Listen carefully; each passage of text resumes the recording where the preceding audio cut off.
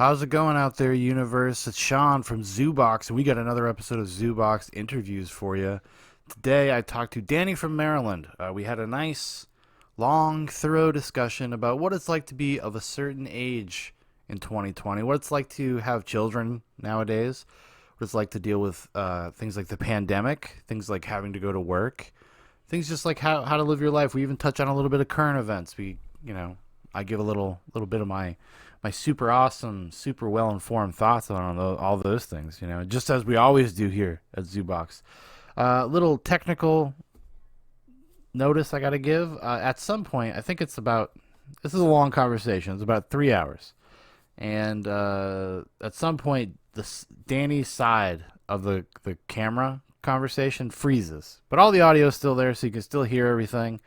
Yeah, it's the nature of doing things on Skype. Sometimes it can be a cruel mistress. Skype is technology. It's Skype. It's everything. But anyways, we want to give a big thanks to Danney for coming and talking to me. I had a great time. We had a great discussion, and I hope you just enjoy hearing a couple dude out talking about just life. All right, everybody, enjoy the episode.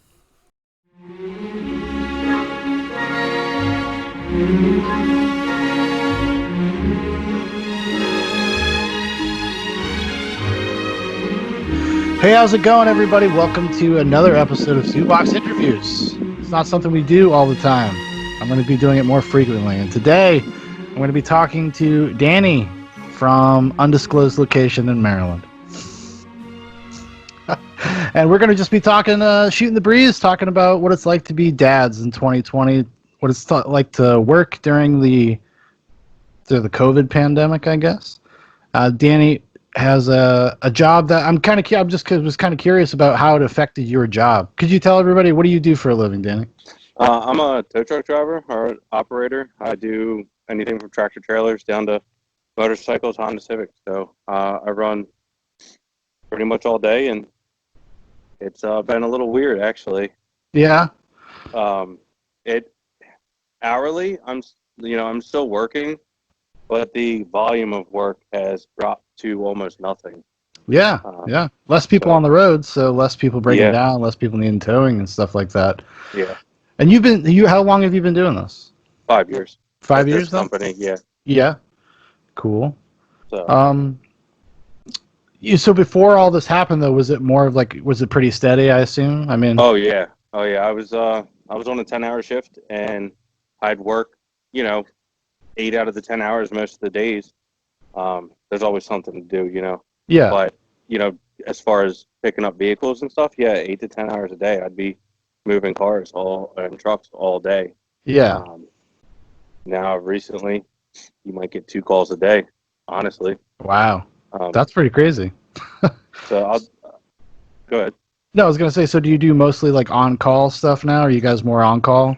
Yeah, so since I do the heavy trucks, I have a set on-call schedule, and it never really changes, but the hours have been cut back, so we only work an 8-hour shift instead of a 10-hour shift, which I'm grateful for, because there's a lot of people that don't even get a 4-hour shift right now. So, we have a lot of police contracts, and that's really why we're still on the road. Oh, okay. A lot of other towing companies aren't as fortunate, I guess you want to say, and they've been laying off drivers, and pretty much it's owner operated now. There's 1, maybe 2 guys running trucks. So we are fortunate to have certain contracts that keep us steady, at least. Yeah, yeah. And it happened at the perfect time for you too, didn't it? Right when everybody was starting to go out and drive around. So.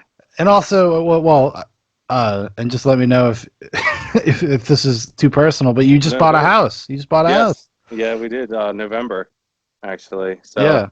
Congratulations, by the way. Thank you. Yeah, that's an experience all in and of itself, I guess you want to say. Trying, with a work schedule, it is kind of nice that it has been backed off a little bit, but, still getting stuff done is tough, because, you can't go get anything from anywhere. Exactly, yeah. Is the area you're in, are they still kind of pretty much locked down? Yeah, so we're at 50% capacity at all stores. They have opened up, I guess you want to say, public areas, beaches and things like that, which, I can see that, but I'm not all for that anyway. So No, it's like I live in South Carolina, and I mean, Jesus Christ, you would think the governor waved a magic wand, and and it just, that fought the dark wizard. He had his dark magic fight their dark magic, and now it's fine because people are not being careful anymore. Like, yeah, as soon as things opened up, there was like a little bit of apprehension of people. Like, okay, we're still going to be respectful at stores. We're still going to keep our distance. We're going to wear masks. And at this point, I actually went to the grocery store like an hour and a half ago, or just our local little grocery store. And yeah, I saw two people wearing masks. yeah, I was the third one. Nobody cares anymore. yeah. We're mandatory masks if you're going in a store, but the amount of people that go into a store without masks and they're not enforcing that is kind of disturbing to me. Mhm. Yeah. Because I have 3 kids and a wife at home. I'd like to, I have to go to work and I have to protect myself at work, and then Hmm. you don't have to worry. I've been going to the store most of the time because I'm already out there. Yeah. I don't Exactly. want to have to put Scarlett out there or anyone else to go to the store if I'm already out there, and it's just kind of tough to think about. And I wanted to say it's kind of strange. At first, I was making sure I was washing my hands, doing the Lysol and everything, and I'm still doing that, but now it's just like a second nature. It's just like every time I come home, I do the same thing, and I don't like how comfortable I am with it. Sure. Yeah. I have to do it, and I get that, but it's to become a routine, and it's just strange. Well, it's kind of weird how fast all of these conditions became normal. Yeah, You, yeah, you know, exactly. it's weird when you're like when you're stuck at your house, like how normal that becomes and how kind of Right, unhealthy that is for a lot of people. And I'm not saying that people shouldn't have been doing that. What I mean right, is right. just like for people's mental health and whatnot. I mean, I'm a stay-at-home parent right now. I go to college and I take care of our kid because it's just the most financially fruitful thing we can do right Yeah, now. yeah, of course. And I I've gotten cabin fever. Like I have gone a little stir Uh, crazy. I didn't yeah, leave the house for my yard and stuff for almost 2 months because my wow, wife works with elderly people. yeah. So So you they're the really you're most you're yeah, trying to protect them. exactly. And they're the Yeah. most vulnerable. Even if this ends up not being as big of a deal as some people think it is, it's still a big deal for that community. Oh, of course. So we have to be extra cautious. We were in lockdown before our state was in lockdown, basically, and then now I don't know. I don't even know what's going on now. It gets so depressing. Like you just hear Yeah, about it every single day, and you're like waiting for little updates, and the governors all get to give press conferences every day, and they don't really tell you anything new because there's nothing they can really tell you. So it right. ends up being like a weird. It's almost like a death march. Like how many more people are sick? How many are dead? Right. Thank you. Yeah, right. That's there was 146 cases just in my area at one Mhm. time, and like a week later, it came out that 80 of them were actually at uh, the an adult, an elderly program, Yeah. Oh yeah. which was crazy, to think that they're, like you said, they're the most vulnerable Hmm. out of everyone here. It affects them the most, and it's crazy to think that because it happened so fast Hmm. before all those things are, and it literally was like the first 3 or 4 days we were starting to see the changes in the area to lock down a little bit, and then 3 or 4 days later it came out that that particular place had 80 cases of it, Yeah. and Yeah. I'm saying in those places, even like jail and stuff like that, it spreads so quickly because everybody's right Yeah. next to each other Exactly. all day. It's like any place that has a tight or not a tight but a close knit community where people are kind of on top of each other. That's why it Yeah. ended up affecting a lot of the poor neighborhoods, a lot of poor urban neighborhoods, like disproportionately. It's because they have more contact with each other. They live very close together. Yes. You It's a know. densely populated area. Yeah. Um, well, Look at us. We're like scientists. yeah, that's yeah, I could see that. I'll do that.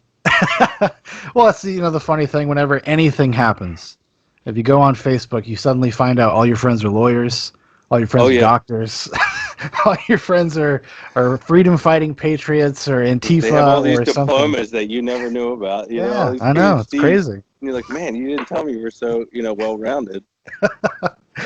Yeah, that's what I love about social media. It just brings out the best in everyone. So, how has this been for you and your wife with your kids being out of school? I mean, because your kids, Oh, you have two of your that's kids are older. that's driving the parents and the children nuts over here. Yeah. Um, I got my daughters in fourth grade, and she has to be on her device every day. Specials are mandatory, and they're being graded. I'm like, how do you grade a gym on a Yeah. device? Yeah. I've Right. never seen her doing jumping jacks over there. Um, so it is kind of strange, and she doesn't like it. She's a kid, you know what I mean? I didn't like school either. I don't Yeah. Of blame her. course. My son does really good, and he's actually special needs, which but so it's a little different for him. It's a little bit, honestly, it's a little bit easier for him. Yeah. Um, he gets on his device. He's got a device that they can be in class, and he's also got a speech device. It's a program on an Yeah. iPad, so he can communicate with them. And he likes school, but there's only 6 children in his class. So there's 24 or something in my daughter's class. Yeah.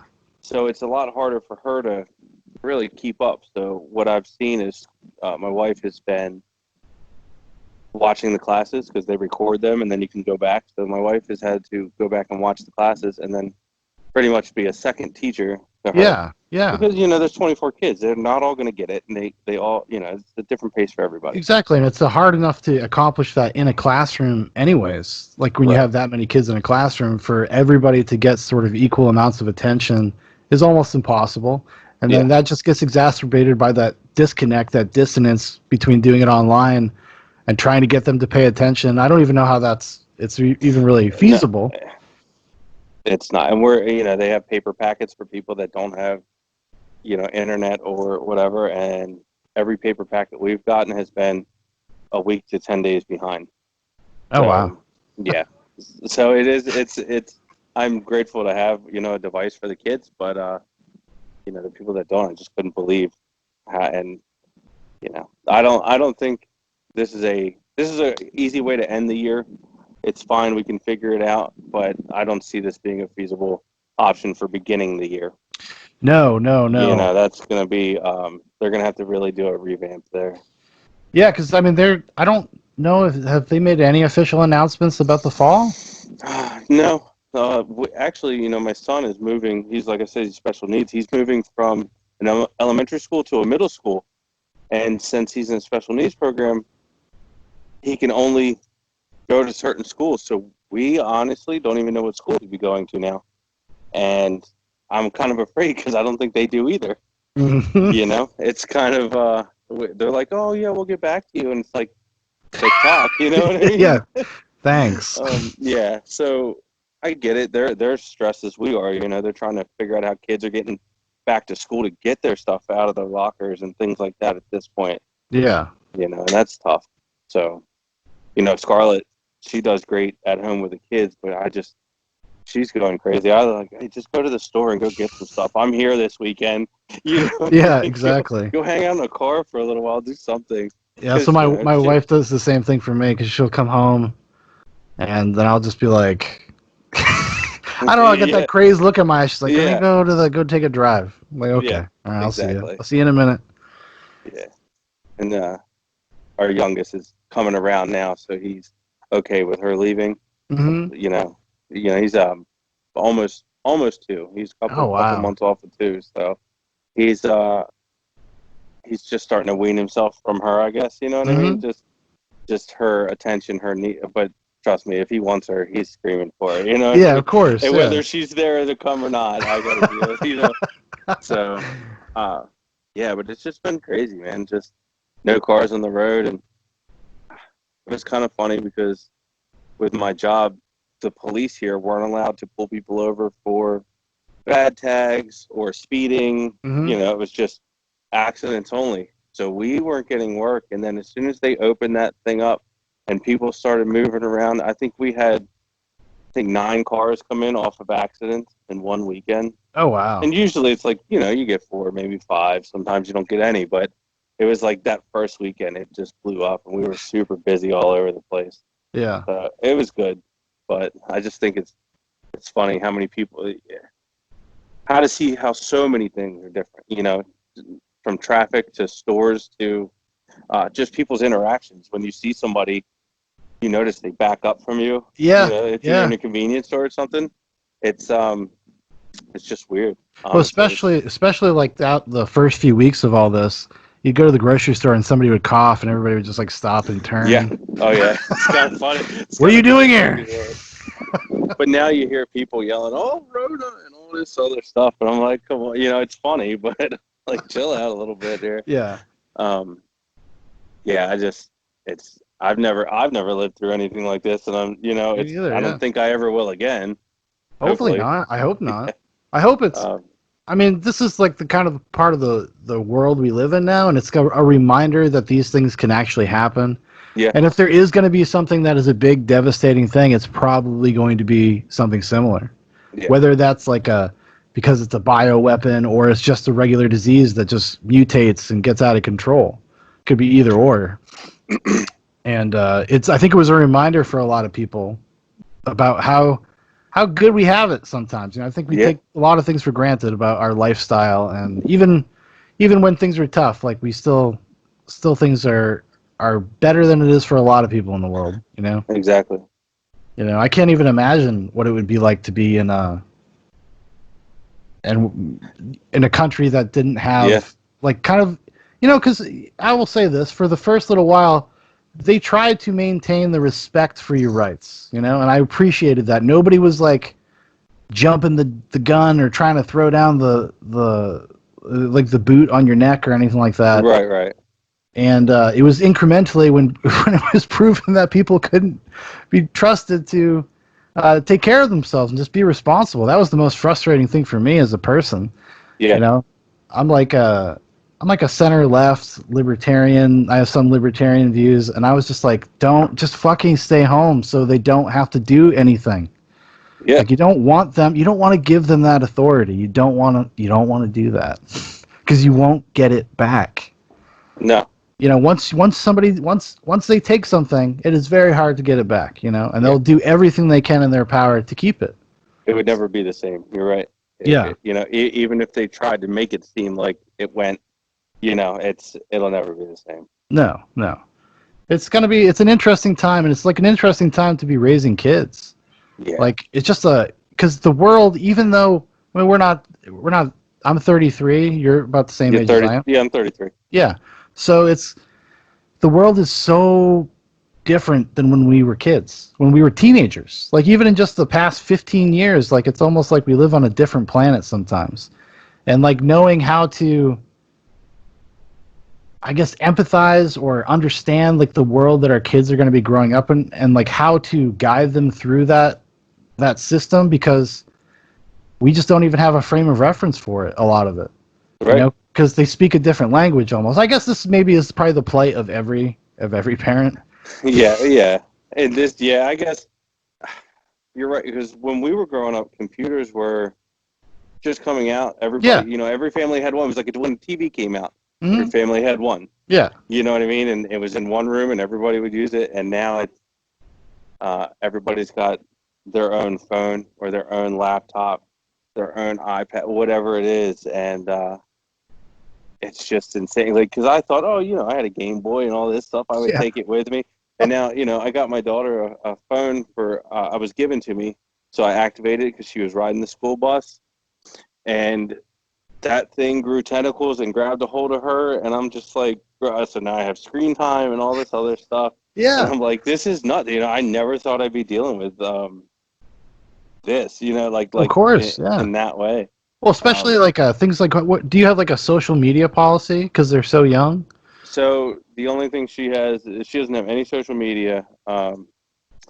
She goes on YouTube. She watches all these It's Funny and Roblox and Sure, yeah. which is cool. She loves Minecraft, so she's always looking for the next new edge that she can get in Minecraft. Hey, So I'm like, it's a good game for kids to like if you yeah, yeah. good She creative. wants to do coding and stuff like that. And I'm like, cool, that's cool. Yeah. And because they're not going to offer that kind of stuff in school. Now, there's something to think about. Coding is eventually going to be a class. Yeah, just like You know, computer typing was and stuff yeah, like yeah, that. yeah. Yeah. And it might already be. I haven't been to high school in I think 15 years, so I think it is in some schools. It is yeah, like in some more metropolitan areas they have I that got kind of you. stuff, which Yeah, but they should have that. It makes yeah, complete sense. That is the future. If it's they just want like to. it's just like a skilled labor Yeah, at this point. yeah, Everybody's going to need one. exactly. And it's at some point, maybe it's 20 or 50 years from now, and most of these services are kind of more automated. That's who's going to run that stuff. Yep. You know. Yeah, so it's cool. I feel bad for the kids because, like I said, my youngest is turning 2, and he can't go anywhere. Yeah. I'm lucky. Right. I just bought a house and I have a yard, but I don't have a playground in my yard. You know what I Mm-hmm. mean? I don't have a mulch pit. So it is, and I don't know if it's the same there, but all the playgrounds, any public playground is covered with orange construction fence. Well, So they never went that extreme here, but they did close them. yeah, I every single one. think they might be open now. I don't, but I'm still No, not I gonna got risk you. Yeah, it. But I'm in the same boat. My kid's a few weeks away from being 3, yeah, and we actually do have a playground. But you'd be surprised how quickly they get sick of the same thing every day. exactly. It's like all right, well it's 10 in the morning. Let's go out. Let's get our exercise. Let's. Nah, Yeah, he's done. no. He's done with it. He just doesn't find it cool anymore. So we started drawing on it with chalk, and even There that you go. lost You its got, luster. that's why I think I like to get my kids out and moving for a little while each day, and it's hard to do because they see the same thing every day. Yeah, and it's You know, easy to like kind of slip into like almost like a form of apathy. It's like depressing. I Just lost you there. oh, I'm sorry. Am I Oh, there you back? go. Yep. Okay, cool. It's easy even for kids, and you can see it like slipping into like apathy and depression, and just not having an outlet, not having that human connection. It's also this experience has been a reminder like how important those things are actually in your life. Yeah. Even just being able to talk to a person face to face or whatever. Yeah. No, most definitely. Like I said, I'm glad I can still go to work and kind of do that. And, um, it's hard for everyone here because they can't. I see it in Scarlett. She's, nobody, I don't think anybody has been this home this long for at one time. And I it's don't think just, so. it's definitely an emotional and just it's just an experience for every sense in your body. You know what I mean? Yeah, yeah, It's just strange, and even me coming, I see the same 3 people every day basically, and which it's just weird. I can't even explain how it makes me feel in my mind to think like, how long is this gonna go? yeah. I don't mind wearing a mask. I'll wear a mask for a year and a half, but I need to go out and do something. You Yeah, know what I mean? yeah. I hear you. Um, so even if it is just taking my kids to mini golf or Yeah, or go to a something like that, park or go hiking or something. Right? yes, Yeah, anything. So, and I still don't want to do those things. Like we still haven't. They open up the parks, like you said. We're not doing those things yet because there yeah. is going to be inevitably a second wave. Well, that's the Um, thing. That's everybody's waiting for the hammer to fall, and you won't know until it happens, and that will yeah, probably be like September, October. So it's like, well, do we enjoy the summer, and then yeah, kind of right. get ready? How do we enjoy the summer at this point? It's yeah, because there are a lot of people going out. I saw in the news. I did not catch where, but the reporter wearing a mask, and there's hundreds of people just walking right by him. Mm-hmm. And he's like, yeah, and they're shoulder to shoulder. Mm-hmm. I couldn't do that. That would give me such anxiety. Yeah. No, it would for me as well, for sure. I just don't. I mean, it's one of those things that there is such a dearth of actual hard information. And I think the media did a really bad job of communicating actual information to people because they're kind of reflexively always reacting to the president being a douchebag. Yeah, Like, so, it's distracting them from what they're doing. yeah, well, I think they're distracting themselves. yeah, exactly. It's kind of a cyclical thing. They just feed into each other, and then it just becomes this endless thing. It's like, okay, yeah, I get it, guys, but we're in a pandemic, and we need to know, like, actual information. Yeah, Don't let this control your news cycle for the next 48 hours. And so that was another thing that was, I guess, I learned during this period. Not that I had a great love affair with the media, but I was I was super disappointed. I was like, you can't even put it aside for a pandemic, guys. Like, come on. yeah, Like, I understand. You don't like the president. Like, I don't particularly like the president, but like, right. I don't care about that right now. That's not what's important. Yeah, we need like you said, hard facts. We need to know what's going on, and I think not only the government but the media kind of jumped the gun on what they were saying about the virus, or Yeah, yeah, which and I don't know. They just want to be the first one to report on it, whether exactly. they and it's media. It's always been like that, and it will always be like that. Um, but now I think I still don't pay attention to the numbers. It's hard to. Hmm. They're fluctuating all the time. But all I know is they opened. I couldn't tell you the number, but it was like 6 more places that you can get tested here Oh, that's where I good. live in Maryland. So, well, now that they opened everything up, though not everything, but it's kind of like a soft opening.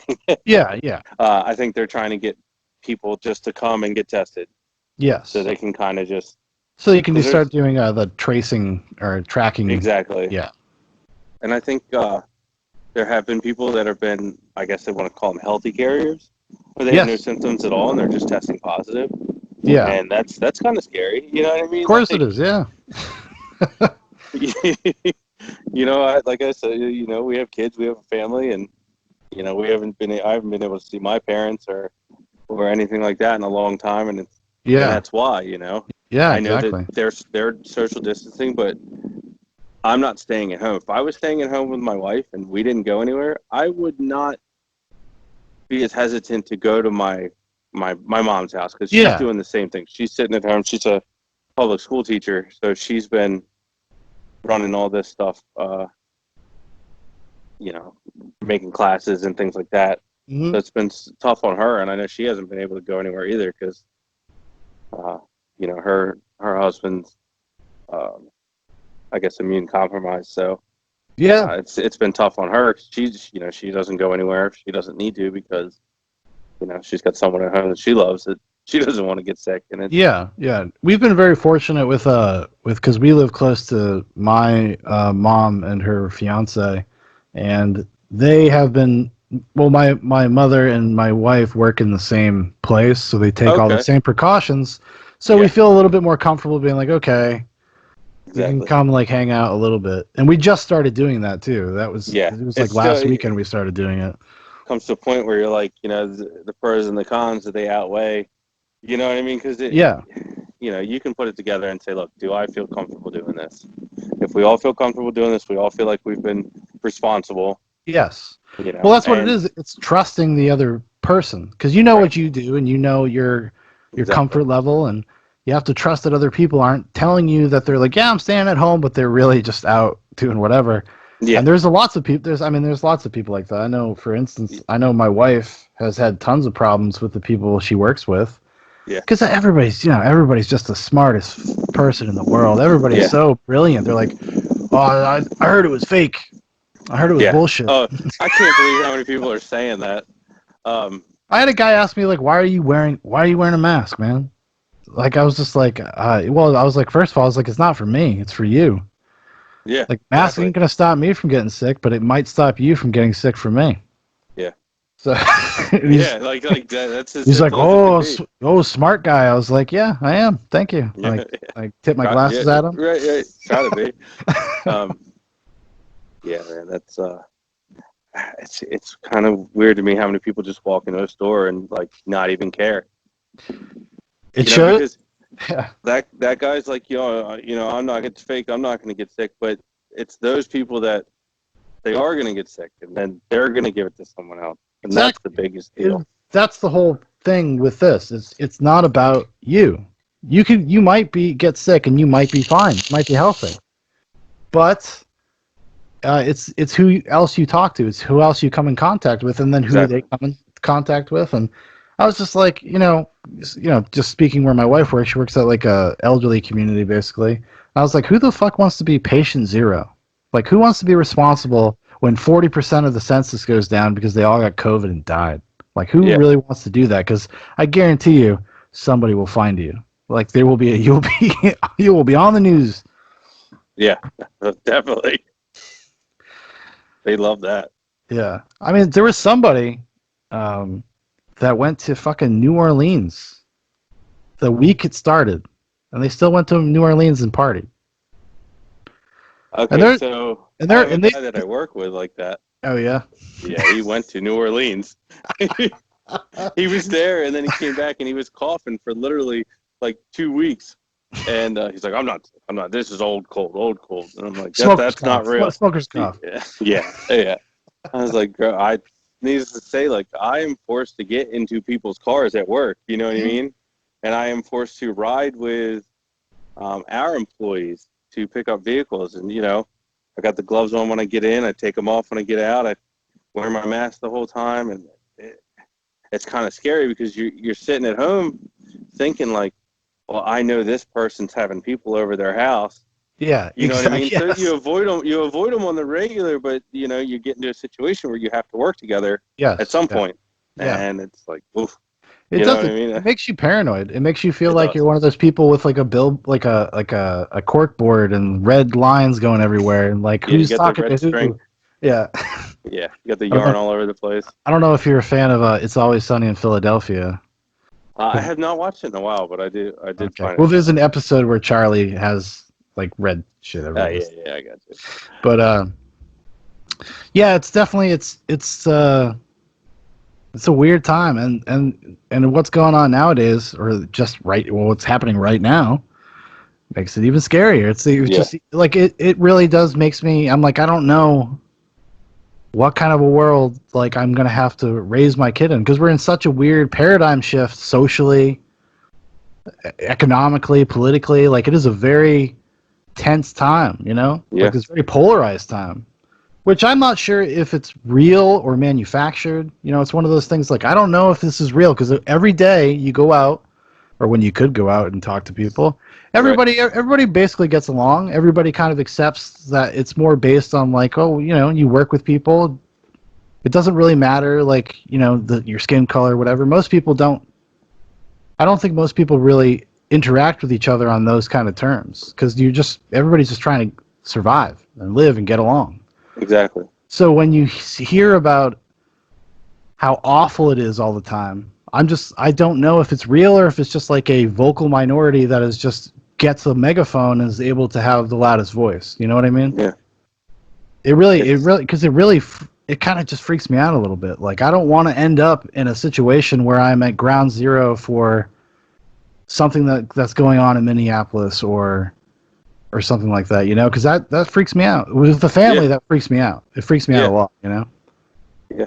Um, we were talking about that today. Just not to get on that, but when something like that happens, and people have to shut down their businesses because they're afraid they could lose their business eventually just from what the people how the people are reacting to what happened. Yeah, It's kind of scary. it is. It's It is. like living in Maryland and having that happen a few years ago, and Yes. working in and around that area. Um, it is scary. Well, because you can never tell where the mob mentality is going to point its ire. Now, you could Yeah, just be walking by, and then you could become a victim of it. Because exactly. there's no rationale to it. It's just kind of want and abandon, Yeah, and it starts from a place that is like understandable. Like, you yeah, get it. no, I definitely. understand why you're angry. I 100% people's right to protest and go out and have their voices heard and speak truth to power and all that good stuff. Right. I do think that there's a lot of bad actors and a lot of people that take advantage of the situation, and then they escalate things to a place that becomes a little bit counterproductive. And Yes, exactly. I mean, what's productive about destroying your own neighborhoods? I don't understand this. I don't understand the idea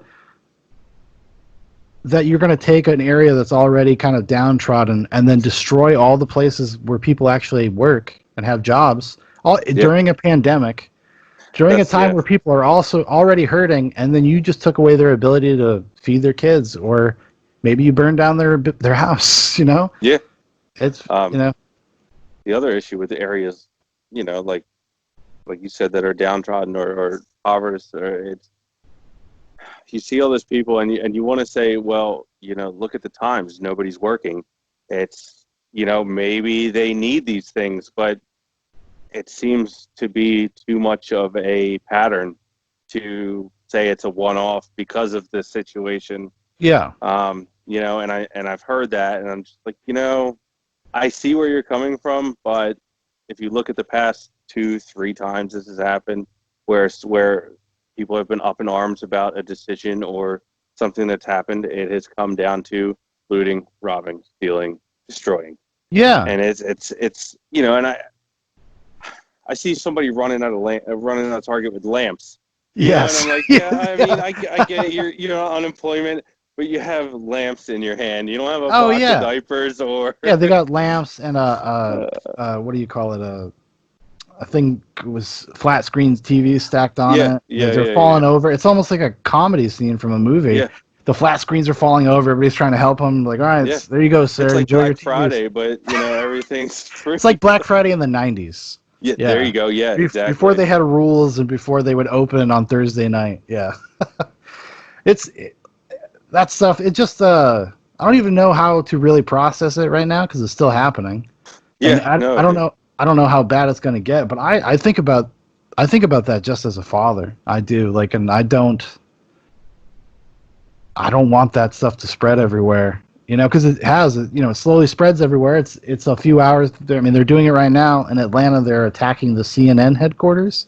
oh wow, really? Yeah, I there's did a not see that. huge That's mob of insane. people breaking the front door open and busting windows, and I'm just like, this is not going to end That's well. This is like it's like the pandemic thing. It's like, do not do things that will necessitate the state to step in. right. Don't do Yeah, that. yeah. Because as soon as they brought the National Guard in for the Minneapolis, yeah. pandemic, well, yeah, well, yeah. Oh, So they did it with the pandemic here. I don't know if they yes. did it, and well, I guess they did it everywhere. But then I was like, well, this is kind of weird.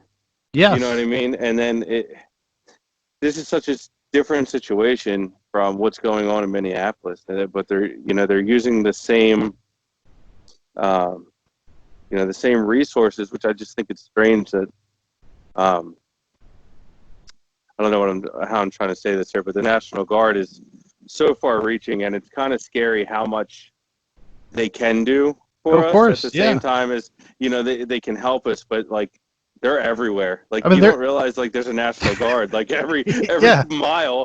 You're like, holy shit. Well, it's like Um, they're an intense police force, yeah, and they come in when things get out of hand, and that right. should concern people. Yeah, no, Or they, I mean, they also come in to provide relief, and so yeah, that's what I'm saying. Like they can use them to help us, or I don't want to say to hurt us, but well, they they're can. there. I You mean, know what I mean? Yeah, and yeah. and then having this happen right on the back of that, it's almost normalized the idea of the National Guard being deployed.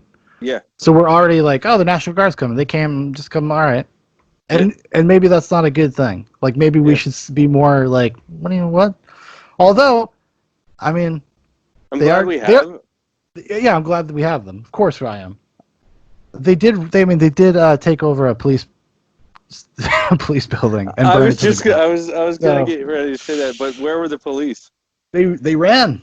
They Yeah, oh, ran. did I they? mean, Okay. I didn't hear anything about where the police were. I just heard that there were police at these people, the man's house protecting his yeah, family. they were at his house. Whether that guy was there or not, I actually don't know. Yeah, Uh, I would hope not. I would doubt it, I mean, honestly, because they, honestly, I think if that it seems like that guy's guilty, obviously.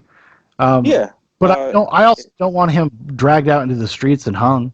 Like no, no. I that's mean, just he not did what that's he not how did, and not how we do things here. Like that guy was wrong. He committed a crime. He should see his day in court and then get charged for it or get justice that way because yeah, it should be a principled thing. don't like show up to his house and try to pull him out of his fucking house. A bunch of fucking college aged, Yeah, too much time on that's your hands. Like, I don't know how to describe it. It's just like you guys are doing the things that you are complaining about. Like you don't yeah, want this extrajudicial justice thing that you're trying, or murdering people. Like, what are you doing? Like, this is not how it should operate. And we no, need to make a point when these things happen. Granted, that's not to say that the justice system is perfect or these guys don't sometimes get away scot-free, which is obviously a problem. yeah, Uh, definitely. if people listen to Zoobox, my brother thinks I hate cops. So he's me hating cops. One time he actually left mid-podcast. He was so mad at me. Oh wow, we he's we cooled is he down a very couple days. pro? Is he very pro police? No, he's I'm his older brother, and it's like a semantic debate. He's going to get into I understand. semantics thing. You know what I mean? I got you. It's like when you argue with your wife and you're trying to win the conversation. Yeah, and we all know it's a bad idea, but we got to go for it. Yeah, everybody tries. We all try. We all try, and it's. I wish we would learn one of these days. Yeah. Uh, but yeah, so I'm not like, I'm not anti-police at No, all. I understand. Yeah. I'm not one of these people like, shut down the police. The police are all evil and corrupt, but there are a lot of shitty cops. I've had my own fair share run-ins with cops, being a pretty average citizen that doesn't commit crime, I don't even speed. You know what I mean? Yeah. I have to deal with some real winners. But anyways, beyond that. Now that we've not talked about anything controversial, Yeah, it's all the realm of normal now. I mean, well, that is the scary thing. Like, how normal is this going to be now? Like, now are we just going to see an escalation of this happening every single time something bad happens? And it's a question. it's so I want to say that it's partially them being isolated for so long, and then this happens to someone, and does that fuel it? Because it did happen a lot faster than normal. Yes, because it happened within 24 hours. Yes. But also, we're also coming on the back of the Ahmed Aubrey thing, the guy who was the jogger. Yeah. So there's already this tension been built up over the past like 2 months. Yeah. So I think this was maybe just the straw that broke the camel's back. What a strange time, man! What a strange time. It was so. I wish we were, 1998 again. It was so perfect. I know. Wasn't the 90s the dream? Yeah, man. All that was still a good show, and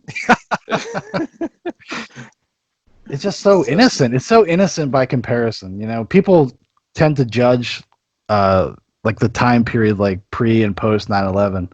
I really do think it's true. I think pre 9/11 seems like everybody was learning how to get along in a way that we've decided to just completely go backwards on. Completely thrown out the window. People just tribalize and get in their little groups and then don't talk to each other anymore. People don't even like debate issues they have. Yeah, it is a strange turn. You're right. I remember, I guess it was 9th, maybe 10th grade. And, by the time we got out of high school, everything was different, I guess the regime change of, everybody had, I feel like everybody had to pick a side. You know what I mean? Yeah. Well, because it became about virtue. It's like almost become like a new religion for like both sides. It's this makes you a good person. Because I think, in general, most people agree on the problems that we have as a culture, as a country, whatever. We disagree on the prescription. We disagree on how to solve it. Yeah. Okay. It's weird that we actually will hate each other so much because we have a disagreement on how to solve a problem. Like, you got to talk to each other, and then you got to find that middle ground. But people won't talk to each other anymore. It's so hard to have just an honest, good faith conversation with somebody these days, and that's why I appreciate you coming on and talking to me. Because, really seriously, because people don't don't do this in an honest, open Yeah. way. You know? And if you talk to my wife, that's like, I'm always the social one. I'm always out. I'm always doing things. But and I'm always willing to meet new people, and I'm always willing to kind of push my boundaries a little bit with that. So, I mean, I love being that type of person, but right now it's like, uh, am I going to go back to like, I see, if we're out to dinner and you see somebody, or you're just walking down the street and somebody's, you know, doing something that you like, I would just walk up to, hey man, that's pretty cool. How long you been doing this? And am I going to do that kind of stuff after this? It's Yeah, I kind of don't know. weird. I'm very outward and social, but like after all this, I'm like, I kind of have to be more careful with what, you know. Yeah. It's just strange because I never thought that anything would change that about me, and it's like this very. I mean, it's been going on, but this very well could be like something that I guess makes me back off a little bit as a person, as a social Yeah. person. Yeah. Kind of weird. Well, it's because you have stakes in the game. Like you have you Yeah. have kids, you have a wife. Like it's not just about you, and Right. you understand that. That's what makes you a good guy, Danny. I don't know about that. I can act like that. Nah. You put on a good show. Yeah, What? it's all. See, when you want the truth, you got to ask your significant other. Oh, that's true. I can tell you whatever I want. Oh yeah, I To tell know. you the truth. Listen. I'm always right. Okay, she makes Yeah, good no, points, but I'm always right. yeah, Uh, we'll cut yeah. that out. No, nobody's allowed to talk to my wife. She's never gonna be on this podcast. I have to keep. I have to keep up the facade. Yeah, Cool guy no, I did facade. exactly. That's what it is too. Um, it's just, it's like you said, buying it. I was gonna say earlier, it's way earlier, but buying a house and then in this time, I could have waited 3 months and bought a house for way cheaper, my man. It's like Hmm. shit. Oh Oh man, yeah. there's so many different things that are happening now. Like I don't know if you have TikTok, but I'm a big watcher of TikTok, and I watch TikTok compilations. I don't okay. have There TikTok. you go. Somebody I just saw this guy bought stock for 51 cents. I guess per point or whatever, and it was one of these spa places in the airports, Yeah. and he bought it at 51 cents, just thinking, they could do some kind of testing. I didn't catch it because it was on TikTok. It's a 30-second video, you know what I mean? But they ended up signing a deal with for testing for antibodies And their at the stock airports. Dude, skyrocketed. it went like in a straight line to the sky. It Yeah. was like I it would. was insane. I wish I had had some extra money. Like, cause I Yeah, thought about it, I was like, this would be the time to go buy some stocks. If I yeah. was ever That's going to it. get into investing, this I would be always it. think like that. That's what we always think. I'm like, oh shit, damn. I had I a wish I. chance when I was a kid, when I was really young. I had a chance. Some guy offered me. He was like, "Dude, you want to buy some Google stock?" I'm not even shitting you. I was 18. I moved to Boston. I was working in this shitty liquor store, and this dude was like, "Ah, dude, I just got some Google stock, man. I can show you how to buy some Google stock." I'm like, "I don't know. I'm 18 years old. What do I care about stocks?" Right, right. Fool. Where Yeah, was my yeah. dad? There you go. Yeah, Where was that's somebody it. telling me I was being an idiot? Yeah, it was. One of I still think about it. I still think about it. one of the guys at work actually invested in Bitcoin a while Ooh, back.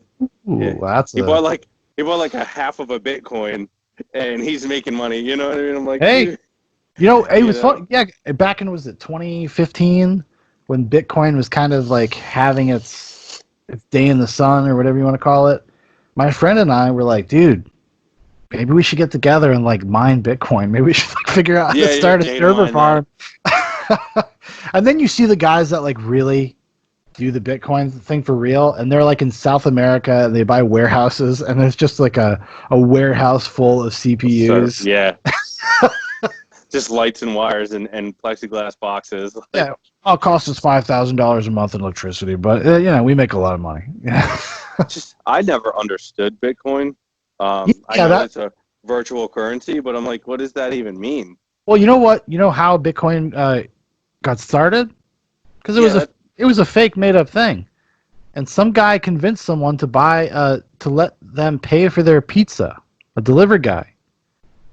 They convinced him to take Bitcoin for the pizza. That was what established Bitcoin. yeah. Not even kidding. So It's a he very took this internet. virtual currency and then went to his job and paid for it himself, basically, Pretty much. out of his tips. But that's what I guess, as the legend goes, that's what Yeah, established like the first monetary value. It gave it yeah, something. It was worth something. You could measure it against the pizza. So, right. but I'm in the same boat with you. I'm like, I don't understand this enough to like really like actually want to invest money. And then it It's seems weird. so volatile. Yeah, Like, because I have a friend that is kind of into that stuff. When it's up, it's up, but when it's down. Like yeah, you got to be in it for the long haul if you're yeah. going to get to Bitcoin. And I just don't have the disposable Yeah. capital to be messing My around. my wife's got a friend that he was, his dad. He was lucky enough that his dad was into that kind of stuff and got him into the stocks and bonds and things like that. And he just lost a shit ton of money. Oh, To be yeah, frank, I know. he Yeah. just like it's going to take him years and years to get it back, and he's now having a kid. Like he found out his wife was pregnant right before all of this happened, and It rains, he pours. was when he was fortunate enough to buy a house a few years ago. So he doesn't have to worry about money changing and things like that. He's pretty steady right now, but it's just like to introduce a child. I couldn't imagine people that are actually having babies right now. Yes. Having a kid is one thing, and you can kind of like control that, and it's just but bringing a baby into this Oh yeah. That's like emotionally, I couldn't handle that. I mean that's my wife and I, like, we want to have one more kid Yeah, because we don't want our son to be an only child. And uh we were probably going to start this fall, and then I was like, yeah. nah. You got to really I was rethink like, that. we gotta see what happens. Like the things that are happening now to the economically, we are not gonna feel for like a year or two. Yeah, I was gonna say 18 months. You got to like you're gonna 18 months. You're really gonna see what's gonna change and what's not. That's when you're gonna see the inflation, if it's gonna hit. That's when it'll Yeah, set in. Like you're gonna see the real despair, the real desperation in people. That's what I'm worried about. I'm not really worried about so much the immediate. I'm worried about the long-term effects of some of the things that we've done. However necessary they may have been, it's still going to have an effect, right? So, definitely. There's a lot of businesses, small businesses around here that are probably not gonna reopen. yeah. There are small businesses that are trying to reopen, and from what I see on the news or on Facebook media, um, they're not wanting to come back to work. The employees are not wanting to come back to work Yeah, because because that unemployment benefit is to making that entice money, them. man. Well, I can't blame people that are you're already poor, and then Yes. somebody says, "Hey, you could stay home and make $400 more than you do if you go to work." Yeah. It's a tough decision to make. Yeah. No, I mean, well, apparently not. Well, exactly. Yeah. Yes. um, uh, but that's the thing is like, I, as, so my business is small. It's family owned. It's a brother and a sister that own it. They've owned it since 86 when they started the business. They've expanded. They have two different automotive shops now and, a towing. So they have, I don't know, 43, 49, 50, around there, employees to take care of. And they haven't done any layoffs, anything like that. And, I don't know the ins and outs of the business, but I know it's got to be hard for them Of because course. if I'm Yeah. not towing cars, they're not fixing them. Yeah, because you can see the bottom line of what's happening. Like business is Exactly. down, so Yeah. that they're also affected. And I think that is it's one of those. It's an admirable quality in a business owner that if they can swing it, because not all businesses can, because a lot of businesses, Right. small business, work on very thin margins. It's not all of them could do that. Yeah. So it's nice that they did that, because as cool as the unemployment benefit is for the people that get to collect it, like it's 4 months. That 4 months is going to be over. And then what happens if you didn't go back to work and that caused the business that you would have had a job at to close? Or they hired someone else. That Or would they be the hired, bittersweet. Hey, do you think I'm ready to come back? No, we got, old Jill's back here scooping the ice cream. She's good, Yeah, enjoy your you know. PlayStation 4 that you bought. No, just Exactly. The gaming consoles are up right now. It's yeah. I like, almost like because it was tax time also when this all happened, yeah. and I was Oh yeah. like, Sarah has a Nintendo Switch, but I don't. I've always been kind of like anti Nintendo for some reason. Yeah. No, no, I mean not. I mean Yeah. probably Now, game. now. Now I'm anti Nintendo. I think the nickel and dime people. I'm like the controllers. How can it cost $80 for a controller? Right. But anyways, Well, like we said, the '90s was sweet, man. The Nintendo in the exactly. '90s were that. No, that was awesome. That's where it was Yeah. at. But just from having, because we're all stuck at home, I was like, man, I might buy myself a Switch. Yeah.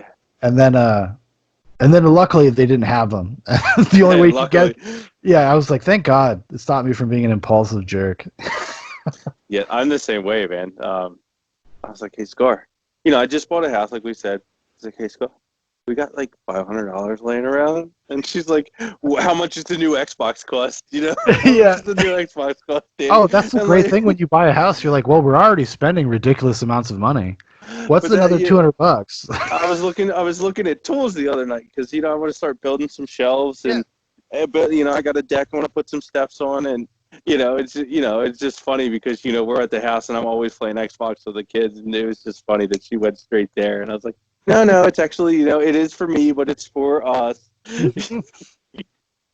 I That's didn't say I don't have any new tools. That's what like my wife says. She's like, you do these things, and then you always say, it's for us, it's for everybody. She's like, but I don't ever play the PlayStation 4. That's how I got an Xbox One. My uncle was like, hey, kids like an Xbox One for Christmas? I'm like, oh, yeah, love it. They would love. That's the best thing you could do for them, frankly. Yeah. So now news to say I've got an Xbox One and the kids can play it when they want to.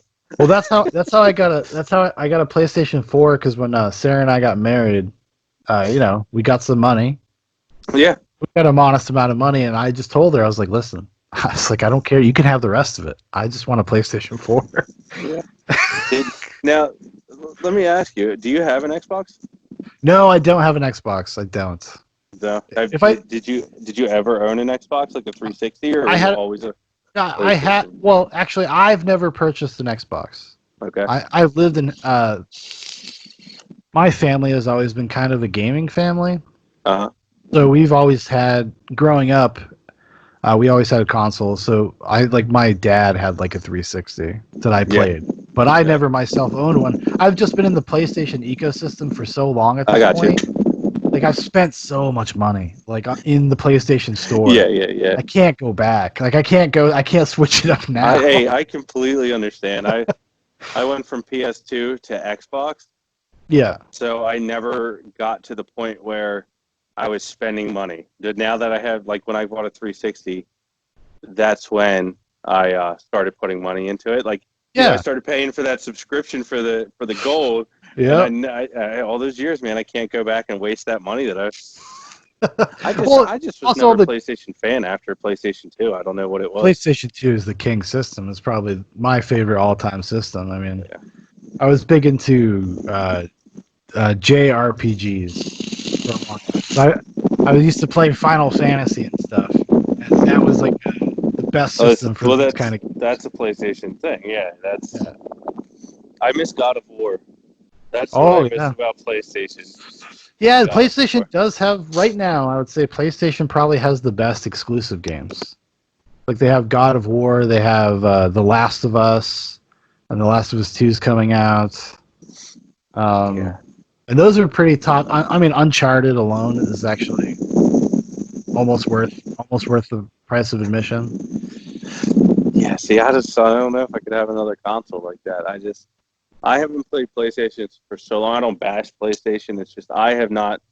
It's almost like a iPhone versus Android type deal Oh, for for me. sure, You 100%. know what I mean? I I know. haven't interfaced with the PlayStation 4 yet. I think the last one I played was PlayStation 3, Yeah, back in like 2006. yeah. So I just, Well, hopefully it's just, someday they'll just be all cross-platform and it won't be a big yeah, deal. well, like I've been playing a lot of Modern Warfare, and So that's cross-platform. oh Oh, yeah. You get PC, PlayStation. Okay, well, So I have Modern Warfare. there Maybe you we go. should. I don't know if definitely. I don't. Well, we couldn't party up though. Uh, I don't know. we're gonna find out because we have Activision accounts, so we can go off Activision account. Okay. Yeah, I think that's how that works. I'm not sure though. We'll have to find out. Yeah, I'm not sure. We'll be the pioneers of it. I'm sure of it. The first two to ever think of it. like we said, I said at the top of the show, there's a couple of doctors just hanging out talking. You know, I don't mind leading that forefront. You know, some of us have to do it. Oops. Yeah, I could definitely. That is like the thing about when you get older, and you suddenly have. It's really hard to make like new friends. Yeah.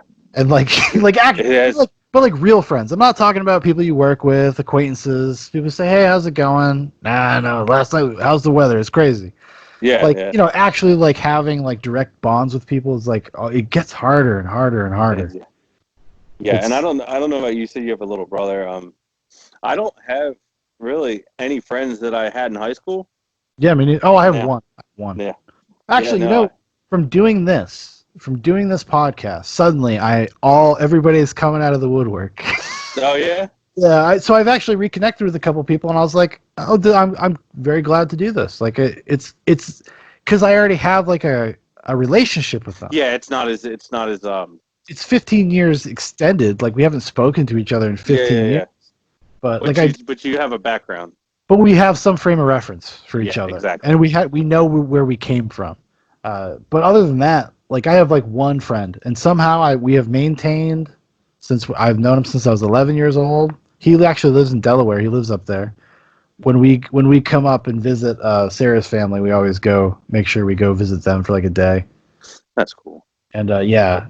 So I still talk to him, like every couple weeks. We're basically like if our wives died or whatever, we would just like give up and we'd just be like hetero life mates and go move somewhere. Totally understand that. We go MGTOW, go men going our own way, and just go to the Philippines. We already decided. We're like, we're okay with ladyboys. It'll be fun. Like, we'll just smoke cigarettes. I know. I'm sorry. I just got you fired. I apologize. No, you're totally fine. Fuck them. Yeah, I'm just like, yeah. Well, this is the Philippines, people. It's their culture. Why don't you get over it, okay? Hey. I'm the progressive one. I'm the one out here reaching out, saying, hey, I accept you. Yeah. So much so that you're willing to go there and just say whatever. Yeah. Gonna be a professional chain smoker. It's gonna be nice to smoke cigarettes again, and Do you like cigars? Do you ever do a cigar? Yeah, I will do a cigar occasionally for sure. I quit smoking. Actually, the first time I met you and when we talked, I'd quit smoking. I'd quit smoking for a while. Guess what I started doing as soon as this pandemic happened? I started smoking. Yeah. Are you smoking electronic cigarettes or no, the real deal? I mean, I already said I've already made a promise. I'm like, okay, I'm after this because I started buying cartons. Like I was I've been smoking for 15 years and I don't think I've bought but 3 cartons. Well, like around where we live in South Carolina, it's way more cost effective to buy a carton. Yeah. And there was the whole pandemic thing, and I was the situation. I thought like for a while there was touch and go. I was like, oh, Sarah, because she works at an elderly community, but they have like houses there. Okay. So I was just like, I might get stuck at the house, like, and I don't want to go out to the store, and I just started smoking again for no reason. Yeah. And like, it was weird though. I was so, in a weird way, so stressed out. I was doing 3 things at the same time. I was heading into the final stretch of college. I was dealing with the pandemic, and then my son is now at the age where it requires actual like effort. Not that it wasn't hard before. No, I understand what you mean. There's a jump when they have this cognitive switch that goes off in their brain, and suddenly they just like understand things better. And so it was just all this stuff happening at the same time, and I don't know. I just fell back into my old habits, and I'm not very happy with myself, but It's something that is familiar, and it's a really hard thing to quit. I thought to myself, I got kids, I got to quit. It's not that easy, man. No, I mean that is what got me to quit the first time. Was Yeah. my kid? I was just like, okay, well, I grew up with a daddy smoke, and that's probably why I Yeah. smoked. I started smoking when I was like 13. Yeah, my parents quit smoking, and then I started like 2 months later. No lie, like, man, what is this feeling? And I just went out and got some cigarettes, and I was like, holy, This is euphoria. dude, secondhand smoke is no joke. I was like craving cigarettes after they quit. It's like, just like, So I started doing the e-cigarette thing. Yeah. Because it's a little bit more discreet. Yes. I was using a Juul, and it's just, but then I realized I'm doing this an awful lot because I can do it in my house. Yeah, you can do it at your cars at work. You can do it at your house. You can do exactly. it everywhere. I think I did Juuls the first time I tried to quit smoking years ago. I did them for like a couple weeks, and then I lost a piece of it, and then I was just like, and it is good, but it is not the same. Yeah. Like it's not, and I don't know. I'm the type of person, like, if I quit, I just gotta quit. Like, if I start doing electric cigarettes, like, I will still be open to smoking regular cigarettes, and I know I will. Yeah, and I am too. And that's, if somebody's got one at work, hey, yeah, let me get one of those. Okay, Yeah. And then I'll end up 2 days later going to buy a pack, and I'll smoke a whole pack in one day at work. Oh, yeah. Don't you love that? Yeah. Well, see, I don't know how often you smoke, but when I buy a pack, it shit's Oh gone no, at the end of the day. I am the same way. I'm easily a pack a day person, and and the worst part of that is I don't smoke in front of my son, so I only smoke really at night. Oh, and what will happen? You're up at night though, so I am. I'm a little bit of a night owl, so. Yeah. But it doesn't make it any better that I'm like chain smoking a pack of cigarettes in 5 hours. And you have to be outside to do it. Too. Yeah. Well, I got a laptop. I can take my laptop outside. Oh, okay, there you go. Yeah. And I like to write for fun. I like to do that kind of stuff. I go watch all crazy videos on YouTube. I keep track of like weird internet subcultures for fun. And and I'll end up just smoking cigarettes like an asshole, just out there just chain smoking. Just like I feel like such a dirtbag, and because I know that I'm doing something wrong when I feel like if my wife passes by the door and sees me out there at 1:30, that like I feel like my parent is looking at me. Yeah, you're being judged, definitely. Yeah. Are, yeah. That's They tap on the window, and you're like, you kind of signed up for that, Yeah. No, I think at the end of the day, it's a good thing. Yeah, in your mind, you know that it makes it that much easier to stop doing it, when it comes that time. Yeah, so for sure. Whatever you feel like it, Shaun, whatever you feel like it. Yeah, don't you love that? Yeah. Don't you love that? Oh, you do you. Don't worry about it. Yeah. Right. Yeah. So I stopped juuling, and I like just a couple days ago opened up a box and found all my big vaping mods and tanks, and I was like, okay, here we go. So let me stick this coil here, this piece here, and now I'm like, now I cannot do that in the house because my house looks like I just put out a small kitchen fire all the time, and I'm like, this is ridiculous. And I have lost so many Juuls over the past couple years, and now that I'm not using them, I found 5 of them in my house, in my cars. I'm like, where are these all coming from? I'm like, not finding any pods, just Juuls, just everywhere. And I'm like, what is this? Well, the good thing about like forcing yourself not to do it in the house is that it does like mitigate how much you actually do it. I'm sure. Exactly. I don't unless you're like I enjoy a nice cool night. I like to go, hang out with my porch. Now, man. Yeah, that's what I like to do. So I asked Scar, I said, where am I going to do this at? And I was like, I'll just go in the basement. She's like, go outside. Yeah. I'm like, oh, look at that. Yeah, it's nice out. It's not disgustingly hot there yet. No, it's 77 right now. It's perfect. That's perfect. Yeah, it is perfect. And I got a light breeze coming. Today it was a little muggy. Oh yeah. But it's yeah. You guys are getting mugged down there. I lived in Maryland just long enough to meet my wife. So I lived there. I lived there through a spring, a summer, and a winter. So I like a 10-month period, Yeah, and there's a lot of things I don't like about the South. A lot of things, right. but there is a simplicity and a quietness to life around here, and also those fucking seasons. Maryland, I don't know what's going on up there, dude, but Dude, we have holy all four shit! seasons, and every month there is Yeah. 4 seasons. It's like they cycle through the month. Every 4 weeks we get a new season. When I first moved up there, I came from South Carolina. I'm originally from Massachusetts, but Okay. I was living in South Carolina at the time, and I moved up to Maryland with my friend. And I was expecting, being from Massachusetts, I'm like, oh, I'm going back up north. It's gonna be great. It's gonna be beautiful summers, yada yada yada. We lost our power every other week because of a rainstorm. It Hey, was just a rainstorm. yeah, exactly, just a rainstorm. It's too 90, wet out here. Shut it 95 down. degrees of just like with mug that you could cut a knife with. Yeah. I was just You're like swimming through it. You have to part it to walk. oh my god! Yeah. And I worked at this place called Peapod, this like grocery Oh yeah, store. yeah. I got you. Yeah, I worked there. Worked there overnights. Oh, Loading okay, like trucks. in the warehouse. Yeah, loading trucks. Oh no. Oh yeah, all summer. I unloaded trucks for Walmart, and dude, you get a truck at 4 o'clock and you touch the top of that trailer with your hand and burn your whole arm. No, thank you. No, thank you.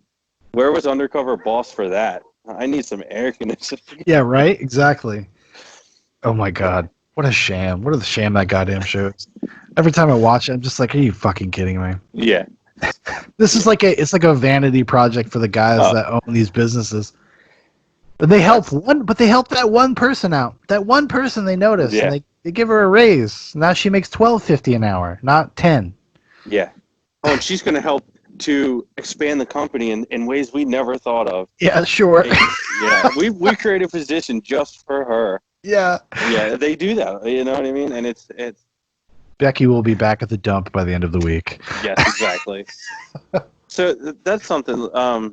So TV. I know you're a big movie fan, and you watch a lot of movies. And I don't know how you are with TV, but like your kid's only 3, but in 3 years, I can imagine. I'm sure I see you guys watching.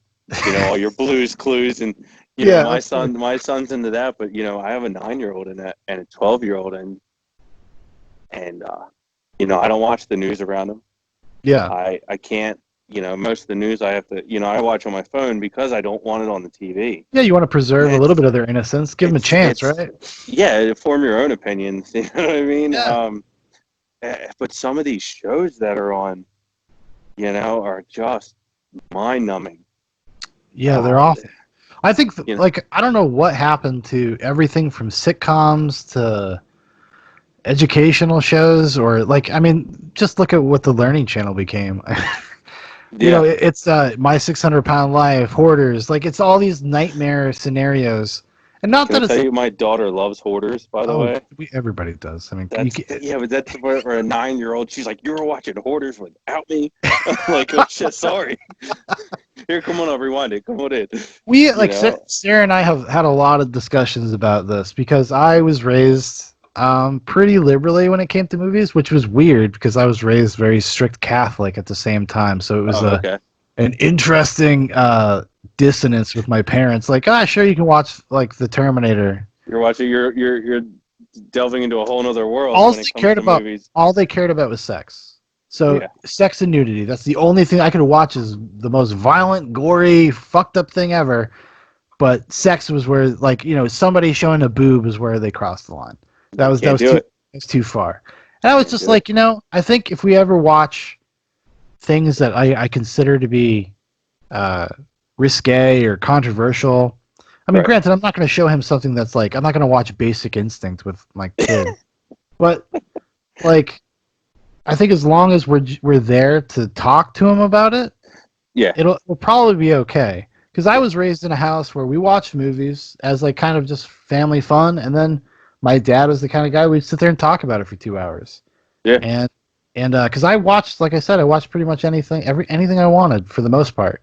Yeah.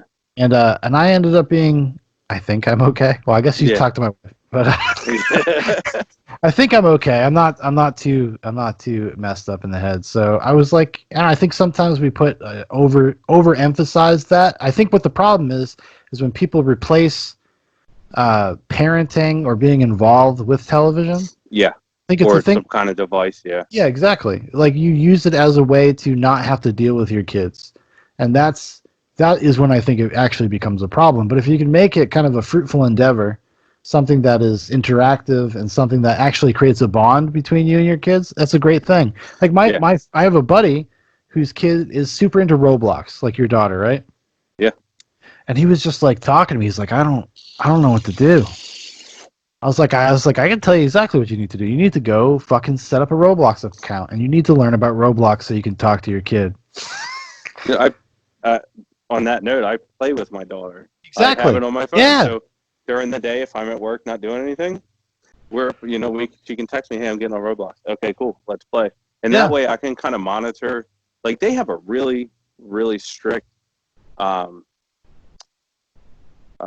word filter. Oh yeah, So yeah, like yeah. you can, everything's hashtags. You Yeah, can't write numbers. You can't. it's It's explicitly for kids. I mean, like yeah. But explicitly. if you're over 13, like if your age on that thing is over 13, you can type whatever you want. From my understanding, I'm not. When I'm in a room with her, I can't. But How it's does shit get wild on there? so my daughter I has mean, you know learned how about kids. scamming. I'm serious. I'm serious. Kids will be Sure. like, "Let's trade this and let's trade that," Yep. and then, but it's called a trust trade. So somebody will want her to give them something, and then Yep. you got to trust them. It's Yeah. like, no, but they have a trade button right there. If they don't want to do it that way, then don't do it. Because what they're basically saying is, don't trust me. Yeah. Exactly. You know what I mean? Yeah. And then Um, so you give it to them, and then they just bounce. no, I remember she did get, I guess, quote unquote, scammed when she first got on there. She gave away one of these pets that they don't give out anymore, or that you can't get from a prize box, and she was devastated for like Yeah. weeks. Yeah. And it was weird to see her going through that. And I was like, well, that's when I was like, oh, I got to get on Roblox. Well, it's good to have a frame of reference, right? It's good to like Yeah, understand like what they're talking about and the things that they like and are involved in.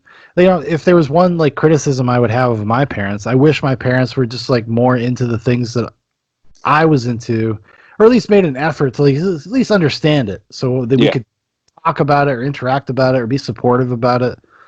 Because it took me a long time to kind of find my way because I didn't have that grounding. yeah. And it's something I definitely don't want my kid to go through. So Yeah. You try to show an interest in anything they everything. do, Yeah, right? And everything. any Yeah.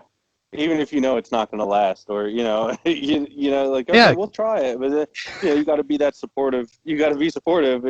you really do. But sometimes your kid better than they do, and Well, just exactly. got to But let them find out on their own, I guess. I think sometimes parents forget that like you are in like a certain respect like you're God to your kids for Yeah, the first 10 years of their life. yeah, You're everything to them. They come to you for everything, every answer, every question, everything they ever wanted to know, or how to feel about something, or whatever. Their entire like moral compass is defined by the things you say to them. yeah, So I think people forget that. I really do. They don't like they just like almost like look at their children as too much of an individualistic entity, like separate from themselves. yeah. And it's So like, no, you are very much part of your children.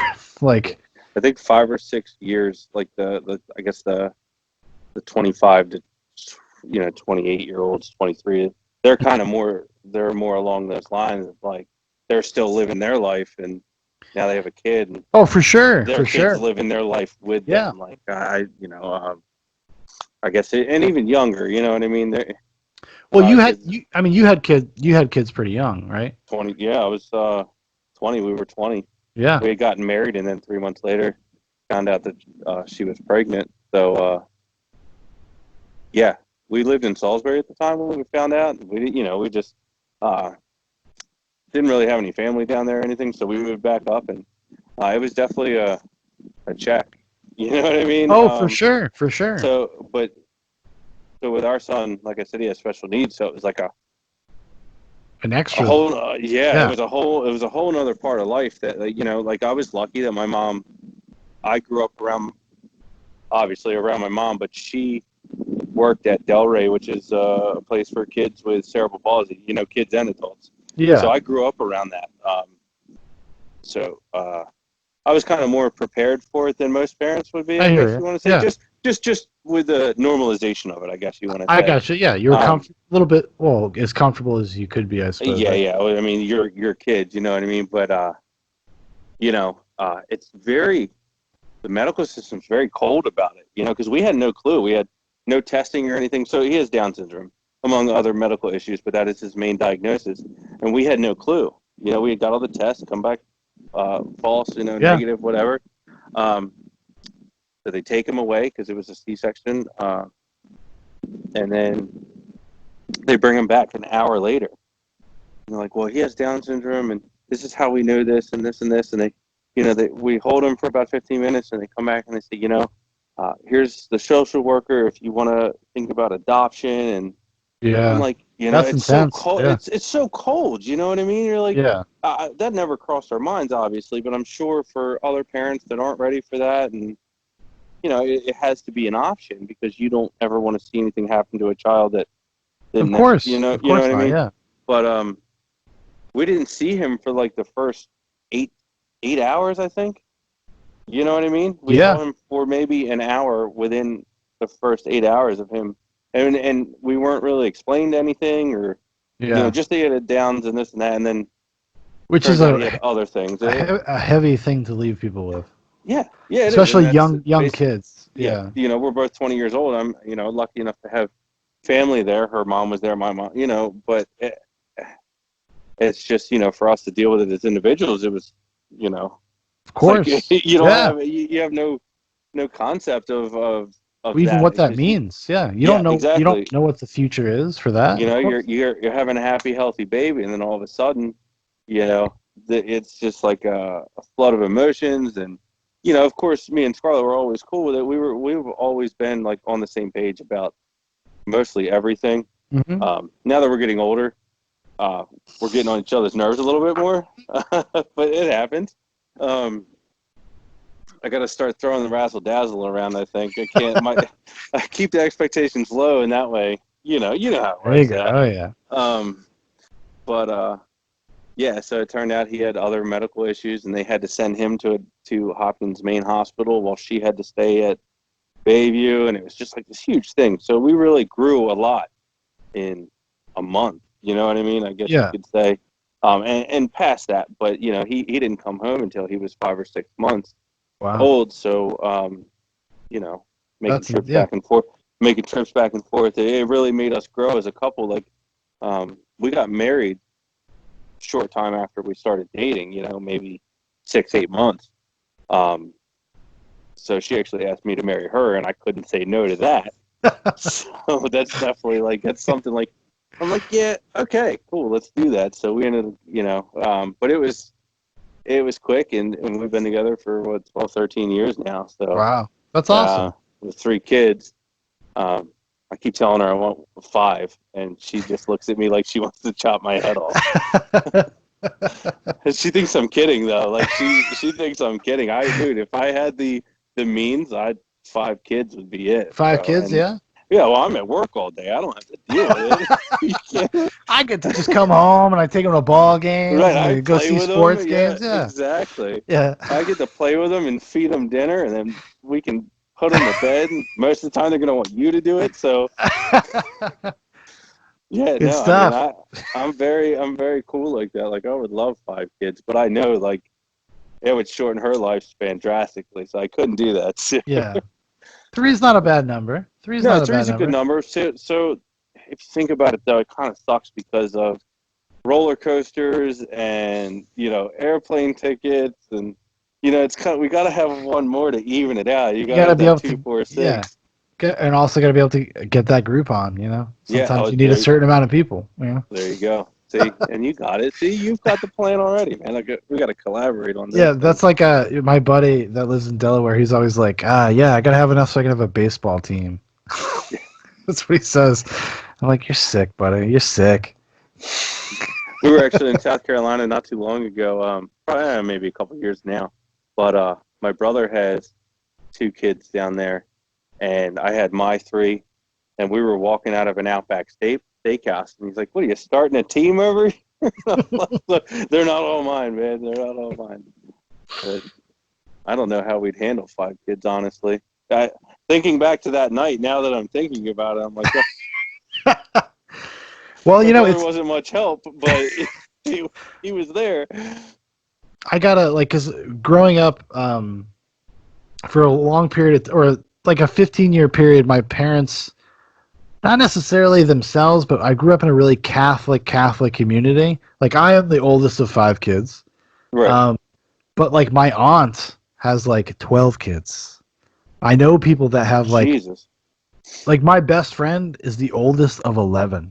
Like Oh, he's so much older than the youngest sibling he has that he barely even knows them. wow. Yeah, so it's like this. And is he our age? Yeah, he's Is a he? year he's a year older than us. Yeah.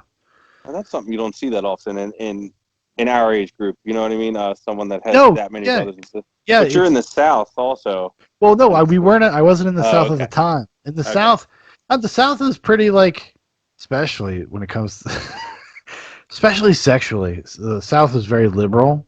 Yeah. You'd be surprised. People like to get around here. Yeah. And it seems like, although I don't know. It's just my wife works with a lot of people that are like single mothers, and just wear a condom, guys. Like it's not hard. Like I'm fucking, for the first few years of our marriage and Sarah and us being together, like she wasn't on birth control because birth control kind of can be wonky with her. Yeah. So Yeah. Oh, definitely. we'd have to use condoms and stuff like that. Like it's possible. It's possible. Yeah. No, it works, guys. Hey, it's been tested. Says it on the back of the box. If it doesn't work, you can take it to court. Like they're free at most places too. You know what I mean? yeah, Like, exactly. pick them up and go, man. That's the thing too. There's a lot of I haven't. So I'm not young anymore. I'm young, but I'm not as young as the baby age. Yeah.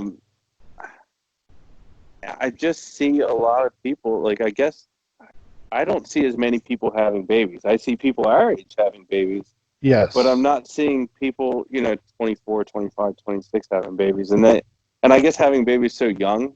I mean, you were 30, right? Yeah, I was 30. Yeah. We purposely waited till I was 30 because I told my Okay. wife, I said, when I'm 30, we can have a kid. And she called my bluff. So Happy birthday! Give me that kid. Yeah, no, it's strange because I was the oldest. I was 10 years older than my sister, who was Yeah. the youngest, and 3 years older than my brother. So like, I don't know. And then my kids are aged exactly the same, which is the gap is exactly the same, which is weird. But like, I don't know why kids aren't having kids younger, and it might sound weird, but dude, if I wouldn't have had my third one, I would have been kid free at like 50. yeah. You know what I mean? Well, like, well, I don't like, understand why people your are early doing that. your early Yeah. 40s. Yeah. I think it is a generational like millennial thing in the sense of people having extended adolescence. Yeah. Adolescence has gone to 30 now. For Yeah. people, in a weird way, like when I was in my 20s, especially my early 20s, like I was a very selfish person. Like I was so selfish and so like concentrated on my own goals that I didn't even want to have a girlfriend. Like that's how I was. I mean, And it was because I was like, I don't want. And listen, nice guy Shaun here. Okay, I pat myself on the back. I was just like, I don't want to do this to you. Like, I wouldn't want to do this to another person. Like, I'm a fucking nutcase right now. I was in a band. I totally was get I was doing whatever. I always wanted to have kids because that was my dream. I was like, I used to tell my friends all the time. I was like, I just want to meet a girl that will hang out with me on the couch and watch a movie. I don't want to fucking go out and be crazy. I don't want any of that shit. I just don't care about that stuff. I'm kind of an introverted person, but I just have extroverted moments, I would Right. call it. And it wasn't until I met Sarah that I don't even when I met Sarah, I didn't even tend to like settle down. I thought I was going back out there. That's Yeah. what I thought I was doing. My father had passed away. I moved back home to take care of my family for a couple years and make sure like my mom and my brothers and sisters were okay. And then I was like, and then my friend gave me an opportunity to move with him to Maryland.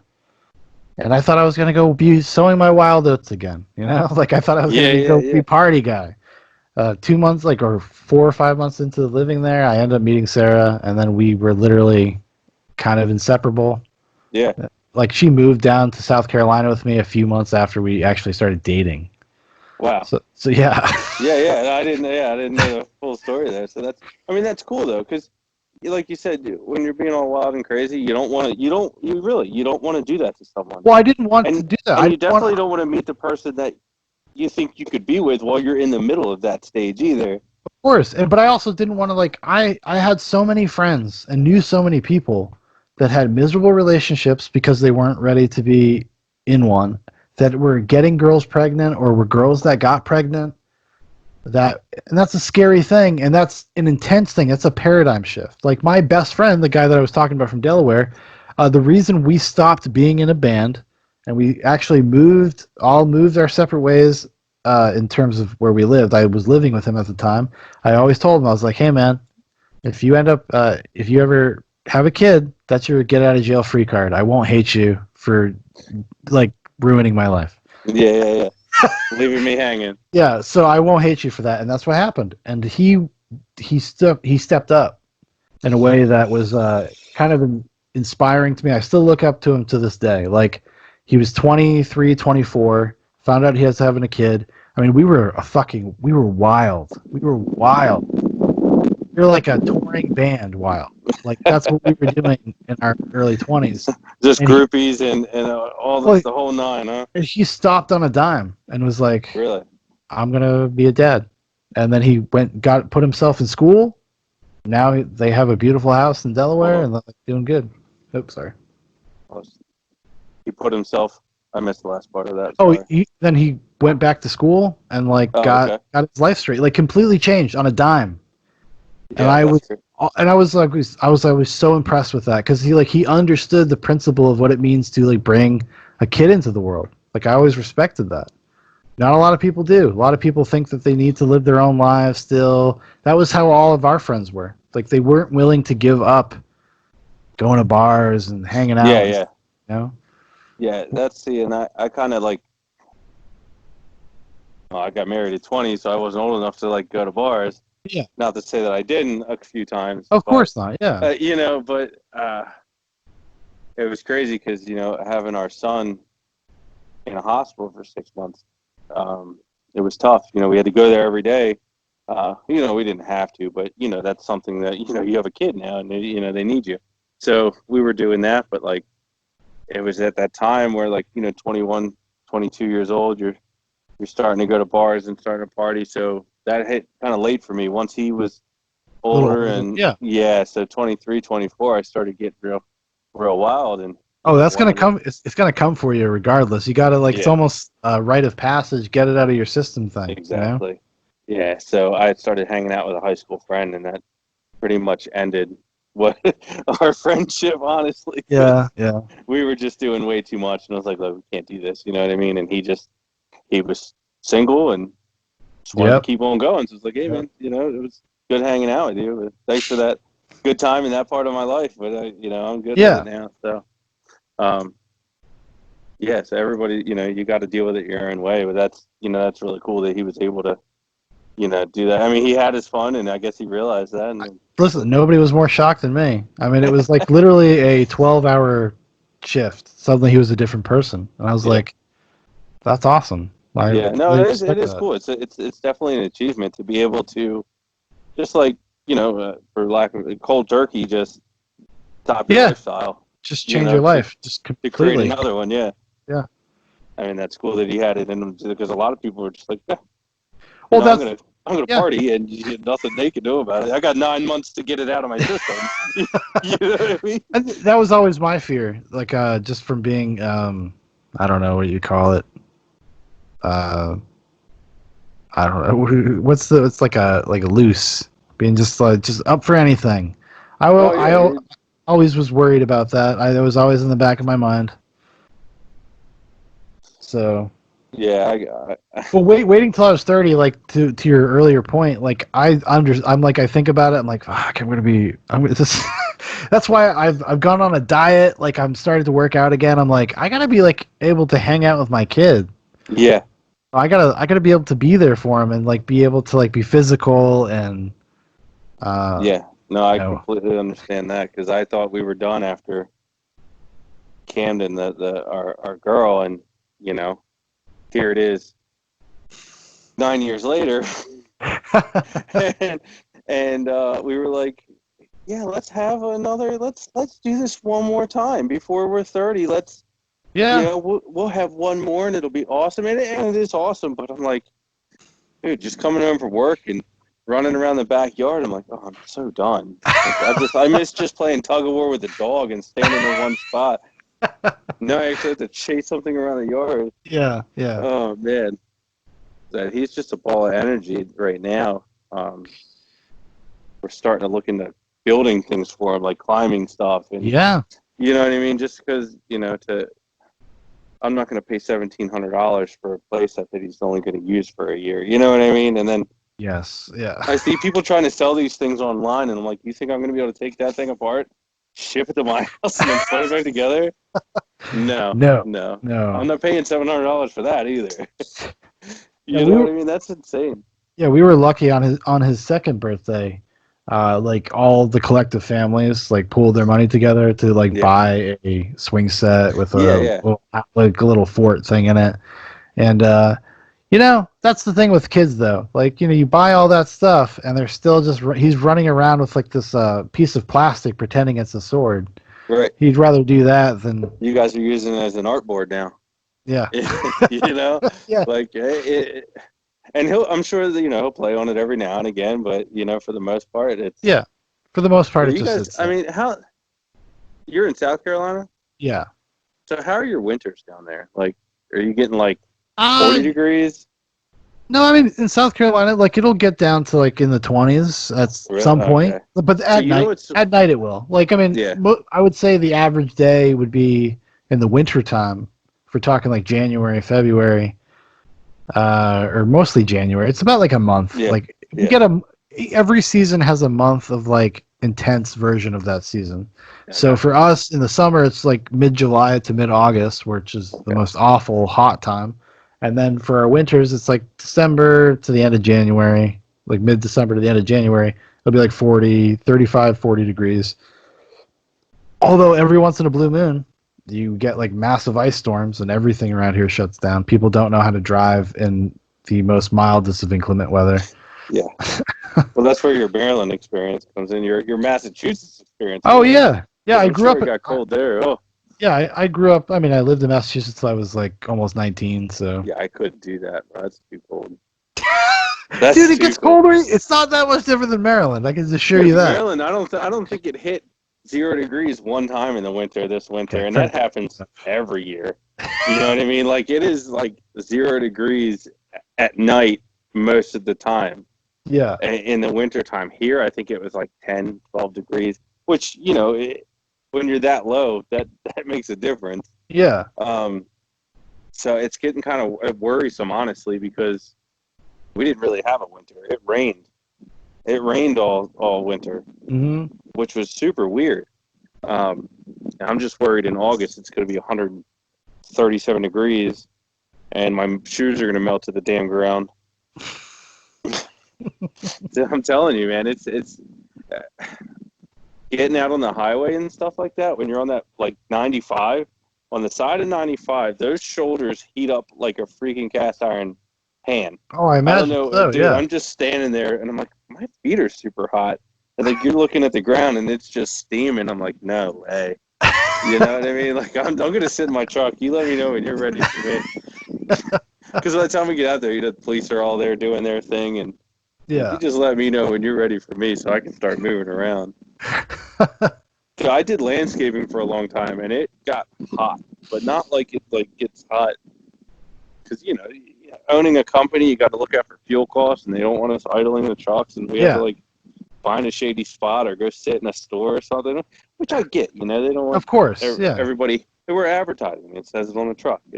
Yeah. I get it, but it gets damn hot out there. I'm like, you catch me, I'll Yeah. pay up. I'll put some fuel in this thing for you, but it's going to be running all day.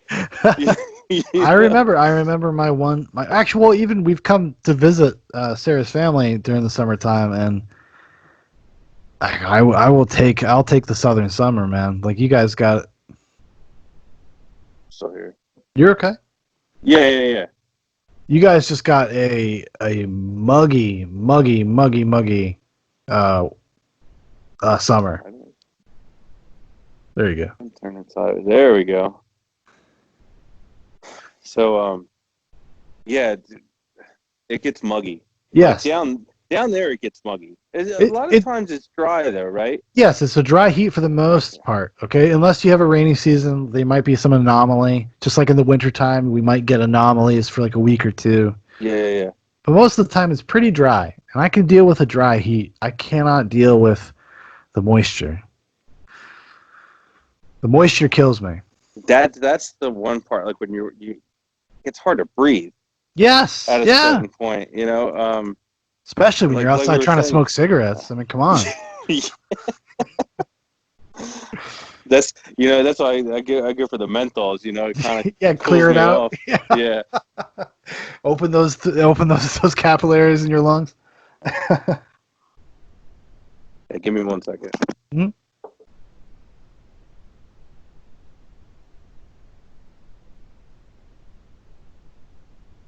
All right, I'm good.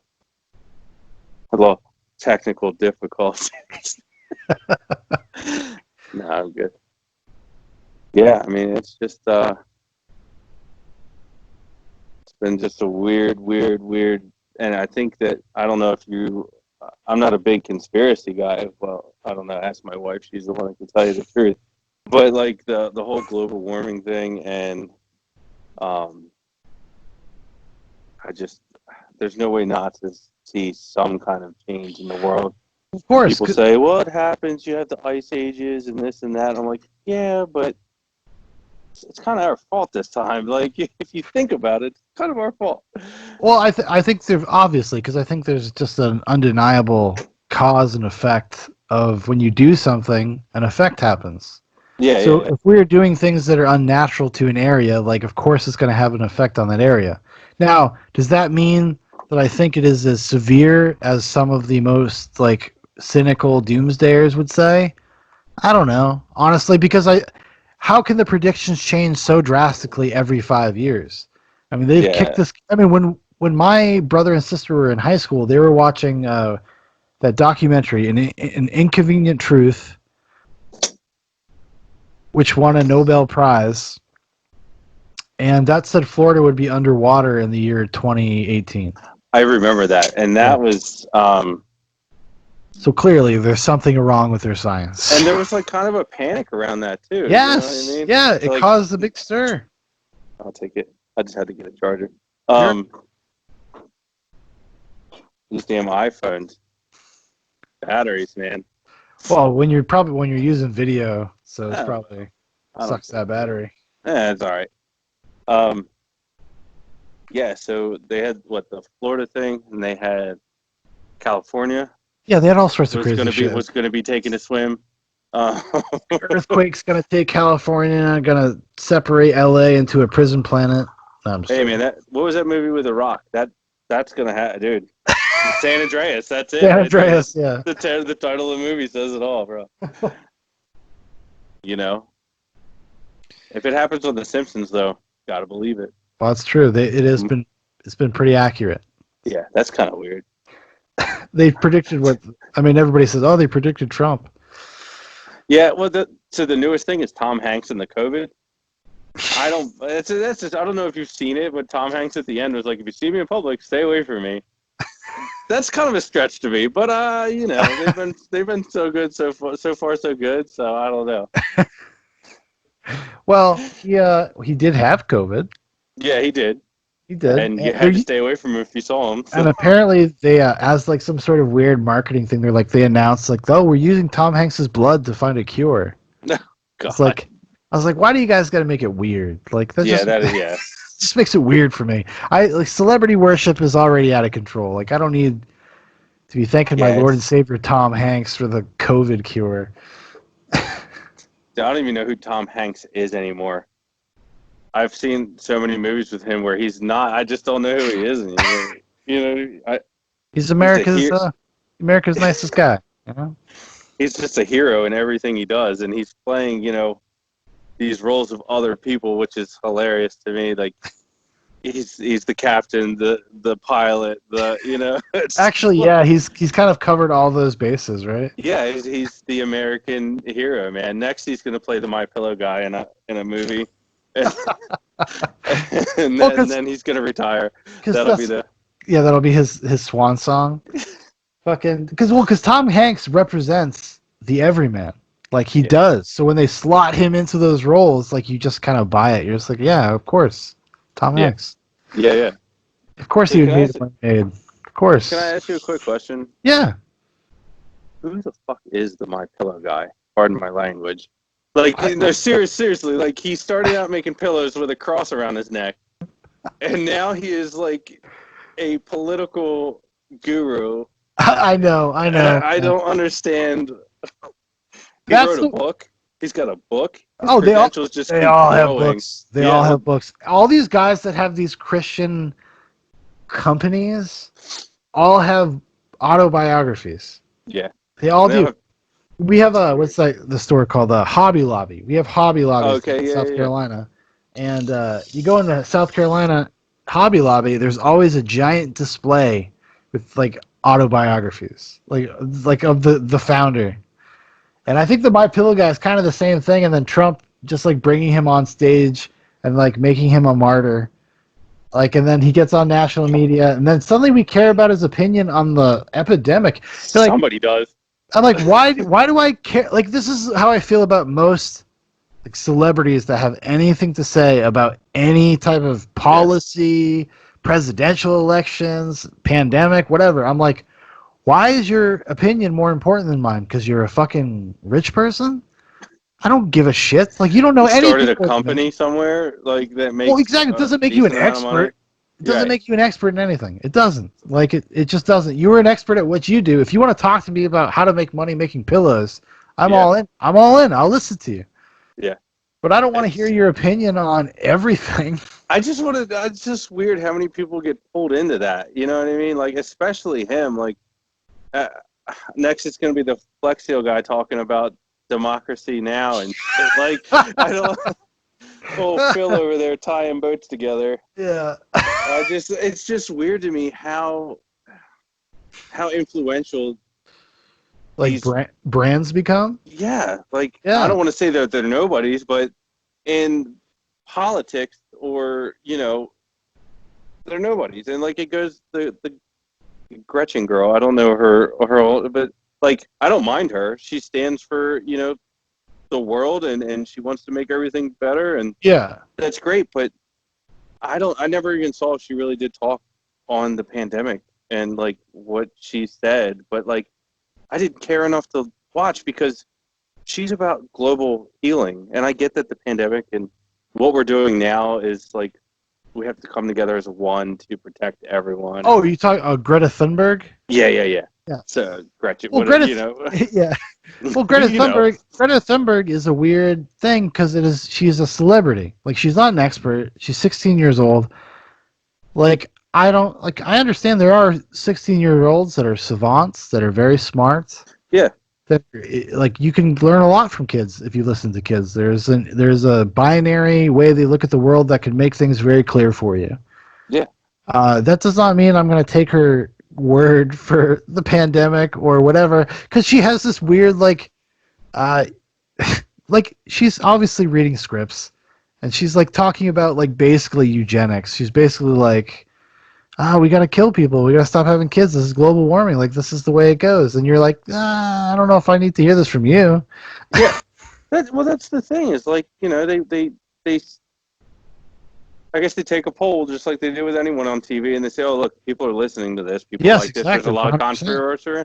We're going to stick her in this studio over here Yeah. and have her talk about this." And it's like, And to the me, fact, that's not like it's not viable information. Like I see that, and I'm like, I can't listen to anything you're saying, whether it's factual or not, because I know yeah, that you don't know the fact. You're just you- like you're you not a said, reading the fact. you're not a credible source. Like, you're not Exactly. giving me citations. You're not somebody that studied this for a lifetime. There are Right. people out there that actually are that I would Yeah. like to hear from. But the problem with our society is like we have this kind of paradigm shift where celebrity suddenly meant like right. It suddenly meant like if you can convince the world that somebody is like a celebrity, then their opinion some matters for some reason. And And that that's what goes they back to did. social media too for me. You know Oh what I yeah, mean? Like that's 100%. it's kind of say I feel like I'm old saying this, but it's kind of sickening, like to see that kind of shit. It I makes me agree. feel like I care too much, and that makes me feel old. I guess I don't know if you get that, but that's how I feel. Like Not one of these cool hip nihilists that don't care about right anything. anymore. Yeah, exactly. Whatever, man. Whatever. It's just whatever to me, and I could care less. It's Yeah. just whatever. Well, that's the problem. You know, like getting older, and especially when you attain things, like you have kids, you buy a house, you get a Right. new car. Like suddenly you have stakes in life, and suddenly those things matter. You're like, no, no, no, no, no, no, no, no, no, no, no. Like Yeah. I can't hear this garbage. What do you? Because so many people our age just kind of have nothing. I know that sounds really harsh, No. It's but true. I mean, but they don't have stakes, so they don't give a shit. They're yeah. like me when I was 22, and I didn't care. Well, that's what I was literally just about to say. When I was 22, I could give a shit who the president was. Exactly. Yeah. Honestly, I did not care because it did not affect me You didn't here feel it. or Yeah. there. But now that, and I feel like I still shouldn't care as much as I do now. Yeah. I don't think I should have to. No, If you I know think what I mean? Like, no, I know exactly what you mean. Yeah. it's just like you're either way over here or you're way over here, and I'm like, bro, why can't we all just Exactly. I feel do like a this man. thing together? You I know? feel like a man without a country when it comes to politics because I just don't fit into either side. And I just like Weird. I'm just trying to find like I want to find the compromise spot. I want to find Yeah. the spot where we come together and actually fix a problem. Like there's a difference between just identifying a problem and complaining Right. about it and then offering solutions. And we don't have there's not a lot of people talking about solutions. Everybody just talks about the problems. What they can do for this and what they can do for that, but they're not talking about what they're actually And then going to do. social media completely fucks that up because people think like using a hashtag is a meaningful gesture. Like it's not. Like if you were worth a shit, you'd go out and do something. Now that does not mean go burn down Target. Everybody calm down. Yeah, right. Or That's not what I your mean. local police precinct, yeah. Well, go get involved in local politics. Like everything, especially as I've kind of like, especially with the Trump stuff, like I've kind of learned, or maybe relearned that like local stuff is really important to my life. Like Trump is not a king. Like he can't Exactly. dictate everything to states. We have a system that is designed for that not to happen, so that the federalism is not a thing all the time. So it's important. I was like, I really got to start paying attention to local politics because those are the things that like actually affect my life, Exactly. in the town I live in, and stuff like that. So Yeah. going forward, it's given me a lot of like kind of like respite or reprieve from just the craziness of the bigger picture. Yeah. Because that stuff, in a lot of ways, does not affect you in your day to day, unless it's like a major thing. Obviously, some things do. Obviously. Yeah. Yeah, I started paying attention to like zoning signs more often now. Like I'm like, oh, what's that for? You know what I mean? Like I moved into a community with, older people.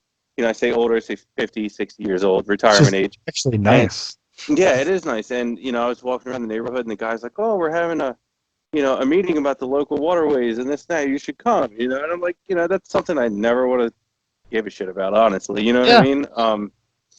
But it's pretty neat, you know what I mean, to get a whole nother perspective, especially like buying a house and then having kids, and then that really pulls you into the community and what's going on around me. Like, we moved, and we had to move because of school districts. It's something that you never really think about. You know what I mean? 'Cause Yes. I would have loved to move down the city and got a 5-bedroom house at 2,500 square feet for $150,000 and had a nice half an acre lot. That would have been awesome. But things going on down there, and the school systems and things like that. It's I wish I could move down there. I love the city, man. I Yeah. really do. And I Yeah. would if I didn't have children. Of course. But Because the city is a lot of fun when you don't have kids. yeah, Like I'm all not that even stuff is a going lot. going downtown. You know what I mean? Yeah. Down in the water is cool. But I'm saying, like, just everybody wants to own a piece of land and have a nice big house. I think so. Yeah. Not everybody wants to live where you might get your stuff taken unwillingly. Like I said, I love the city, but I don't always love the people in it. Yeah. Oh, I hear that. Yeah, I was so excited when I moved to Maryland. I was supposed to move into the city. Like we were in an interim spot with my friend, and we were supposed to move into the city, and he had already had a quote unquote plan, and then that ended up not happening. And I lived in Odenton. Do you know where Odenton is? Oh, you lived that's below the Key Bridge, isn't it? Yeah, it's like a yuppie area. Yeah. A lot of military people. Okay, yeah, you're down by like Fort Meade. Yes. Okay, Yeah. I know exactly where that's at. Yeah. Yeah, really nice area, but not Yeah. fun when you're trying to go out and sow your wild oats again. But then it ended up working out because I got a job and I met Sarah. So Yeah, it there you worked go. out. No, But- yeah, that's. I mean, that's it all happened for a reason, I guess. But that's if you live in the city as a young kid, you have to be a bartender. Yeah. You know what I mean? That's the only way to live down there. Yeah, honestly, from what I've seen, anyway. I worked as a bartender actually around here, and There that you go. is it is a wild life. My employer thought I was older than I was. I was actually I moved to South Carolina. I was 19, but I could grow a mustache. So they thought they never even questioned me. They never questioned my age. And they Really? used to pay us under the table because we live in the South. Oh yeah, And so, yeah. nobody asked me questions. So everybody in town thought I was 21. So I went to all the Pour a mean bars. drink, and Yeah, I was that's all you need to know. dating a 26-year-old girl. Like fucking. Fucking mint. Yeah, 26-year-old divorcee. Oh yeah. That's Try funny. got things to prove. That's how it goes, man. You got it. But that's cool though. You know what I mean? Like, that if is I a was a lot. bartender, I'd want to be a bartender at a Moose Lodge. Can I just say that? Oh, there you go. Just hang out with the old Yeah, people that bitch all the time. I'd fit right in. they got stories, man. They got Yeah. stories. Well, Stories for Scarlett days. says I'm one of them. Scarlett says I'm the get off my grass type of guy, and Yes. I'm like, yeah, buy fucking grass, okay? Yeah, Get you off don't of it. Yeah, I got this. I get the same thing. My wife says I'm like 33, going on like 64. Yeah. Like I just can't. It's not even. I don't know. It's just about being a principled person. Like just. You hold yourself to standards that you'd like to see other people. Other hold people themselves do. to. Like, yeah. Not even half of what I do is necessary. Don't let me bullshit you here. You know what I mean? I'm good to my kids. I try to be good to my family as much as I can. I'm a good employee, and that's really like all you have to do to be a good person. Yes. It's actually a pretty member. Yeah, It's a pretty low bar. It's a pretty low bar. Yeah. It's almost like you have to go out of your way to be a douchebag, like to be a shit. Yeah, you don't even have to be good to your neighbors, like to be a good person. You just gotta be quiet. You just There gotta you stay go. out of their way. 10, 11 o'clock hits. You know what I mean? You just go inside. Leave. Yeah. Honestly, that's really all it takes. It's so simple, and it's just so many young kids that are just like, I'm just gonna go do whatever I want whenever I want. 3 a.m. You hear people riding up and down the road, or cars, and it's like there's, Like it goes way beyond that, but we live in like a kind of a working class neighborhood, and okay, when you live in those kind of neighborhoods, like we live in the okay part of it, but like if you go to like a mile the other way, like it's different. Yeah, I understand. So I'm always hearing like sirens, and at night, like the cops and stuff, and there's gunshots somewhere. I don't know where they are. They're not like near Yeah, my house, but just because of the way sound travels, like it might be in the adjacent city. yeah, but it's there. Yeah, it makes me happy that like we live where we do. Well, so you remember you came up to my house. Yeah. I was kind of the same way. Like I was right on the main vein to the city, Yep. basically, and you hear sirens going up and down. And I literally moved across the highway, Yeah. like a mile, and it's so different. It's a different world. Yeah. I tell everybody I made it, man. I'm outside the Beltway. I'm outside the Beltway. I made it. I feel good about myself for that. Yeah. Well, You know, especially having a family, it makes it like even more important. You're like, fuck it. It's like I don't even have to think about that shit anymore. Like it's such a good feeling, I'm sure. I'm right on the cusp. I go 5 minutes up the road and the houses jump up 200 grand. Yeah. You know what I mean? Yes. Yeah. Oh, Just, dude, the South is the weirdest place for that stuff, man. You yeah. will see mansions on a road, and then the next house will be a fucking trailer. It is the weirdest shit. People just sell off their property. As somebody Yeah. passes, they sell a little bit of property. And they're just like, this is a really nice spot. I'm going to build a mansion here. And that's kind of how like Hartford North was. You know what I mean? Like in between like Hartford and like I guess where I'm at, it's all farmland. Mm-hmm. So little by little, it gets sold, and you'll see like a modular trailer go up. Like you got a 5-bedroom trailer, double wide. Yeah. It's nice. I tell you, it's nice, and it's got an acre of land. You know, modern double wide ain't bad. But on the top of the hill, there's a 7-bedroom house. Yep. You know what I mean? With a pool and 4 bathrooms and guest rooms. I just the cost of living is insane. Like even from state to state. Like if I could live in Maryland or if I could live in Pennsylvania and work in Maryland, at doing what I do now, I'd have a 6-bedroom house. You know what I mean? Like if I was willing to make the commute, which I'm not, I can't because for my job I am. Yeah, you're gonna be on call. Yeah. Yeah. Which is crazy, man. I'm on call literally like 6 months out of the year. Wow. Like literally. Yeah, and then like if the other guy goes on vacation, I'm on call for like a week and a half, 10 days straight, which is it is what it is. Because it's decent. But now that I have, it was tough having 2 kids. I've been doing this for 5 years. I've been on call like this for probably 2 or 3, and having a third kid just I get every other weekend. Yeah. And owning a house, it's like, well, there's so much shit to do, right? Yeah. So much work.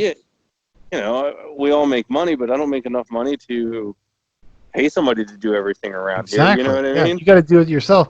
That's like buying a house. When Sarah and I got this house. This is our first house, and I have been learning a little bit. Every couple months, something breaks, and I have to figure out how to fix it. I got to figure it out. I'm a plumber. I'm an electrician now. I'm a landscaper. Like I'm doing everything. Yeah, exactly. YouTube has been such a beautiful resource. Yeah, I just fixed my air conditioner. Thank God I figured it out. Oh wow, good for you. I almost electrocuted myself, but made it happen. You know what I mean? Cleaning the cobwebs off with a stick, I hit something and it came on. I said, "Okay, there it is." Jam that down with a stick, and we're good. No, I ended up fixing it a little bit more permanently until somebody gets out. But it was hot the past 2 days, which hot to me is not hot to you. But I think it got up to like 85. Oh well, it is. It's kind of analogous because like you guys, I might deal with like a higher temperature, but you deal with the mug. You deal with the like the moisture. Yeah, right now I can feel it too. It's just like the pavement just looks wet all the time, even though it didn't rain. That's how muggy. You're right. It gets so muggy that I can look down on my pavement and it's wet. Oh yeah. But it hasn't rained for 2 days. You know what I mean? Like I was like, man, look at the basement stairs are soaked. What is that? And it's just hot. Yeah, it's just hot. Muggy. Yeah. But it's weird because it's supposed to get down to like 65, 70, and it's supposed to be like 45 at night or something like that sometime next week. Oh wow. I'm like, what the hell's going on? You know what I mean? Like, I don't mind it because it feels good when it's 45 degrees out at night and it was hot all day. Oh, it's perfect. Or if Beautiful. you run out in a t-shirt and I everything. Oh I yeah. used to want to live in Seattle because I was just like, oh, it's perpetual fall. It's like always like Yeah. 65, 70. I was like, that's the world I want to live in. But isn't it like the UK where it's Rains. just like raining all the Yeah, it time? rains all the time. I God rains all the damn it. time. So you got everything's a trade-off. There's no Yeah, perfect yeah, yeah. area, you know? Now, because if you go like from where we are, if you go any more west, it just gets so hot Yeah, all the time, all the like time. all the time. I couldn't do that, and like I I flirted with moving to Maine, uh, Yeah. like when we first got together. You know what I mean? I was like, I'd like to move to Maine. You know, and I've never had like a Maine lobster, but I was doing a lot of research. It gets cold. It does. And it Maine. doesn't really get too warm either. You know what I mean? Like Well, I would those miss 90 degrees, 85 degrees for a yeah. couple months, you Well, know? the Maine does have beautiful summers. Yeah. I used to have a family member that had like from their family like a lake house, and they would let us go use the lake house. And Lucky bastard. yeah, I know. I really was really super lucky to have that experience at least Yeah. once. I did it one summer. One summer. Wasn't like the Ozarks, was it? No, no, Okay. not quite. Not quite. But it was cool. It was Yeah. definitely cool. And like, I think that like 75, 80-degree summer for me, that is like a preference for me. Yeah. Growing up in Massachusetts, summers like if it's 90 degrees, like it's hot. That's hot for us. Yeah. Yeah. So working 75, 80 degrees would be great. Yes. But like if I was not working and just having a great time, I'd like it a little bit warmer, honestly, I think. Yeah. You know, it makes the water that much better, I think. Oh, for sure, for Yeah, sure. you know what I mean? I like Maryland's weather, honestly. You know, South Carolina's nice. I've been to Jacksonville. I Yeah. stayed there for 3 months with my grandmother one summer, and you could literally set an alarm clock every day. It rained at the same time, Oh and I wow. thought that was awesome. You Yeah. know, three o'clock it would start raining. We'd get out of the pool, have a snack. By 3:45, it was done.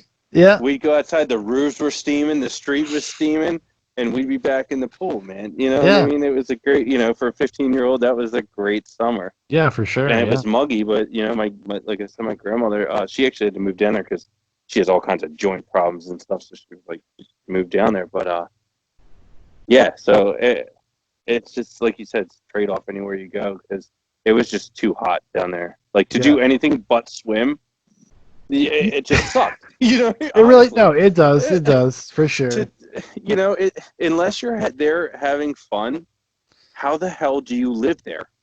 You go from like indoor place to indoor place for like Yeah, at least a little while, for yeah, sure. it's kind of yeah, I it's feel kind of like bad. I feel bad for people that are in like your position, guys that work on the road, the highway guys. Like that's yeah, those are summers are long for them. yeah, and it's actually like I've had many jobs. I was a roofer, I was a painter, I did it all. You know what I mean? Um, I quit roofing not in the summer, in the winter. We did commercial flat roofs, and it was 15 degrees and windy. You're Yep. 40 feet, 50, 60 feet up in the air. Bro, Oh there's yeah. no trees or nothing to hide behind. Guy said, "Are you just going to stand there?" I said, "No, I'm going to quit." I fucking quit, bro. I said, "I'm going to finish this day, and I'm not coming back." Yeah. I hated that. But, dude, I just, like, it was so unbearable. Like, I could do the heat. I could not do the cold. That. See, I when I quit roofing, I quit in the summer. Yeah. I It's did it just, I did it for a couple months, and the guy comes up to me, and like I was like low man on the totem pole, and the nude yeah. guy. Somebody did me a favor and got me a job, and they have me hauling shingles up a fucking ladder all day. Oh, yeah. No. See, that And then wasn't us. We couldn't do that. laying the shingles out so they could just do it, and you're never going fast enough. You're never whatever. I was just like, nah. I'll give you this, Shaun. No matter if I was doing commercial flat roofs. It was all like white vinyl roofs. Yeah. If I did pitch roofing like you, no matter when I started, 3 weeks later I would have quit. Well, I guarantee it. these It could have been hot, cold, well, perfect weather. I would have one quit. of the things that happened was these assholes, they thought it was funny that they didn't tell me like how to stand on a roof. And I fucked up my back for like a month. Oh yeah. Because I just because you're not used to using those back muscles, like when you're standing at an angle yeah, all day and you're coming up and down a bouncing ladder with yeah. 80 pounds of shingles on your shoulder. I give it Like up to you because I was a painter and I hate ladders. I just couldn't do it. I did that for a summer as well. Dude, I did. Guy looked at me and said, "See that ladder?" I'm like, "Yeah." He's like, "That's your best friend for the next month." I'm like, "Shit." uh, I'm yeah. painting. We were in Snow Hill painting peaks of roofs and stuff. I was Hmm. like, "Bro, this Yeah, sucks." it's fucking nerve-wracking. He's like, "You got to scrape it," and I'm holding the ladder with one hand like this. He's like, "You got to use both hands." I'm like, "I am.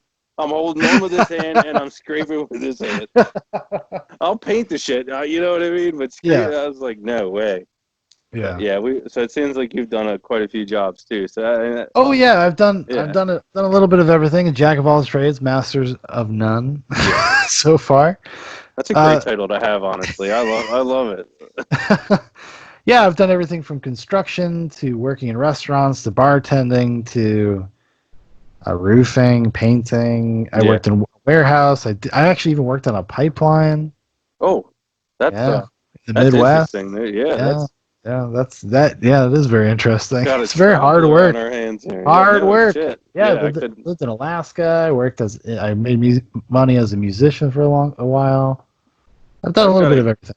I've got a great work ethic, and it sounds like you have too.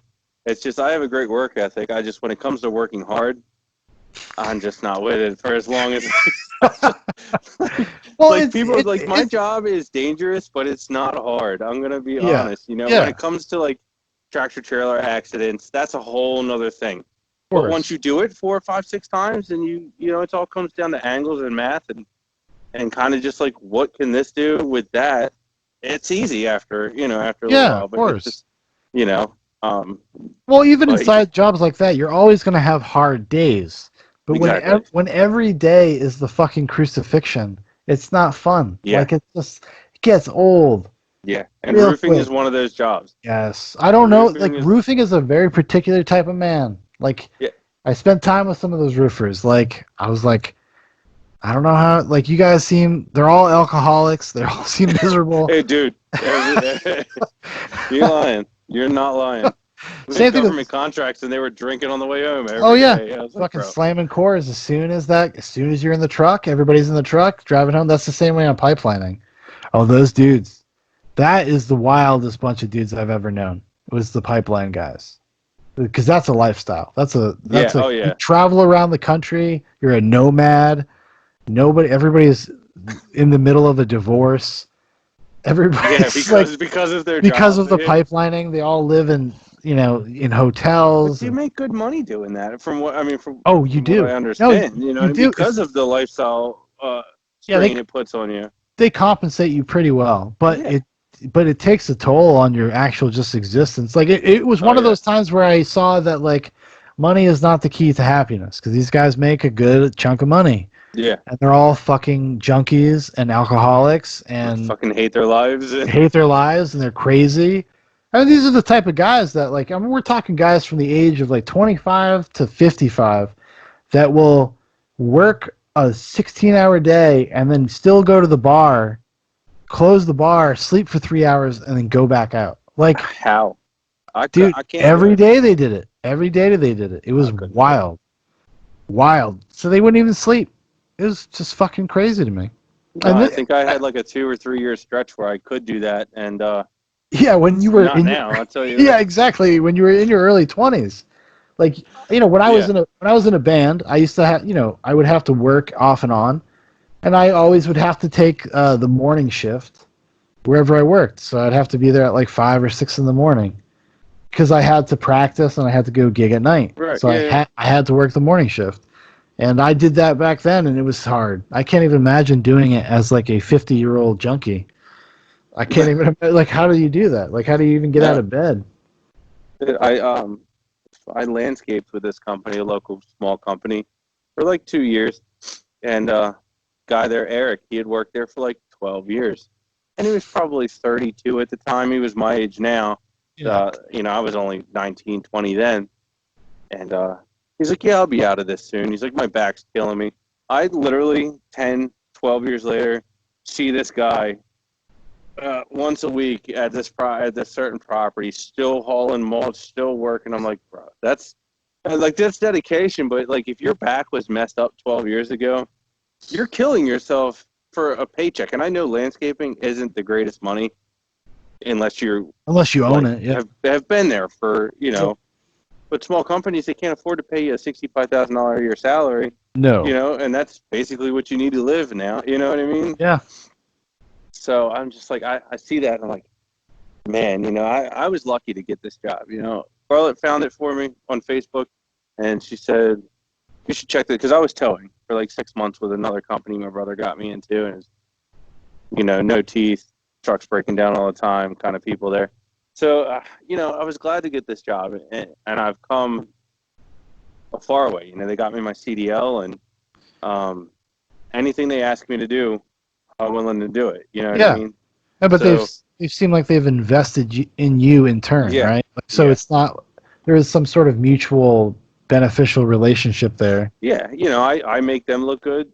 They help me out. You know what I mean? I do Yeah, everything I can for them, and in turn, they make sure I'm taken care of, which is all which I can is ask. You know what all I you can mean? ask Like, for. Yeah, treat me decent, I'll treat you decent, and it goes both ways. And it's just, I have a lot of fun there. It's like 6 or 7 guys that I work with, um, of varying opinions and views, yeah, which which is is fun, it's right? fun because we get along as workmates, and it's not like I would ever really hang out with them, but Yeah, we have like group texts and things like I that. know So what you it's mean. So I like know you said, exactly it's what you mean. friends, but they're not like true friends, They're like you said at the acquaintances. beginning here. They're work Yeah, friends. They're yeah, acquaintances. They're people that you can bust balls and slightly get into things with, and you get to hear a varied spectrum of yeah, opinions on a subject. Yeah. yeah. We have a lot of ex law enforcement that work with us, Oh, for sure. Yeah. so it's a little. I'm not gonna say I don't like the police, but I just um will say I don't agree with everything that Of uh course. they Yeah. have to say or that I see. Um, and I guess that's part of being a citizen. You know what I mean? Of course. Uh, You should always be skeptical of authority and what but authority is telling you. yeah, and but it's cool to hear stories and things like that. But at Mhm. the same time, some of it's like, That's a little I wish fucked you up, didn't. buddy. Yeah, I wish you didn't tell me that. You know what I mean? That Yeah. makes No. me look at you a little differently for the next couple of weeks. I'll Hmm. forget about it eventually, but you know what I mean? Like, because I have, we work together. I kind of have to, but Yeah. it's but we look at it for each other, and it is like it's like another family away from the family, which is Of because course. it's like Yeah. I said, it's such a small company, and like, You spend so much time together. Like you yeah, know each other intimately. You know. yeah, exactly, yeah, it's weird. Um, who we say worked hard earlier? Pipeline guys, Yeah. roofers, okay, mechanics. There was a guy at work. He's towing, right, and he's like, "Man, those mechanics, they're making so much money." I'm like, "Bro, They look bust in their. there one day.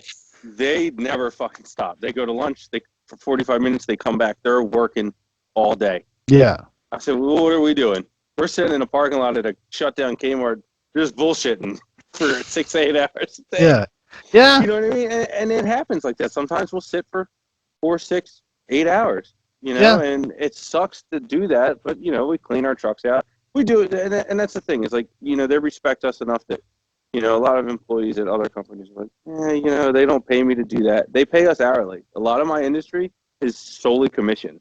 Oh wow. So you're seeing a lot of trucks running around. They look like crap because these guys don't get paid to clean them. Yeah. You know what I mean? They're not their trucks. They're like, they my job does everything for us. So like we take care of them. We take care of their stuff. We make them look good. Yeah. And they do a lot for us. But like, yeah, I was telling him those mechanics, man, they busting ass. They're turning, 120 hours every 2 weeks on Yeah. flat rate. No wonder they're making money. But if it They're was solely earning it. based, They're if we working. were, so flat rate is basically a commission base. You know what I mean? So Yeah. like, if we were commission based, we'd be fighting over who did calls, not Yeah. who's doing. What is this guy doing? Why are you sending that to me? What's he Yeah. doing over there? I think he's zero point 0.3 miles closer to it than I am. Yeah. So So you you go, know what I mean? Jerry. Yeah, exactly. So like, or when you get a call, somebody will call you. What are you doing? And you know exactly what they say. When they say, "What are you doing?" You're like, "Oh, what kind of call did you get?" You know what I mean? Yeah. Because they're Exactly. wondering if you're sitting still. You know what I mean? It's a funny dynamic, and it's weird because people do get. There's always that one guy that thinks they're doing it all. Of course, yeah. There's Everybody's always somebody doing like that. stuff, and then Yeah. so it's a weird dynamic at work, but it's also a fun one. You know what I mean? Well, that's Just good. That's stay away good. from the office is our rule. Yeah. Don't so office politics and driver politics don't match. Yeah. Yeah. Well, that's good, man. I'm glad that you've like managed to find something that like you don't despise doing. I think that is the ultimate goal of like of just people. Yeah. We're never going to be able to do something in totality that like is, I don't know, the ideal, but if you can find something you can live with, Yeah. and that you actually don't like hate and you like the people that you work with, which is a big part of that. Yeah. Like that's an awesome thing for sure. It's 100%. hard. It's super hard to do too. You know what I mean? To It find somewhere is. that. It And dude, I'm is. not telling you I love my job 100% all the time, Of and course nobody not. does. You know No. what I mean? Yeah. But, now it's, everybody's a little bit more appreciative to be at work. I think. I agree. You know, they're really thanking their employers, or at least showing them a little bit more respect, I guess, if you will, in these times, because it's easy enough just to get a loan and say, okay, you guys are gone Yeah. for now, and you guys could get your money from whoever, and then I'll pay my bills with this money, and then when this is all over, I'll call you back. 'Cause Yeah. unless you're making minimum wage, unemployment is not helping you. No. You know, Not really. and No. that's the tough thing. That's the Yeah. thing. Like you have just a slews of people that like have things. Like just for your, like yourself. Like you just bought a house. Like imagine if you didn't have what you have. Yeah. It'd be awful. It'd be awful.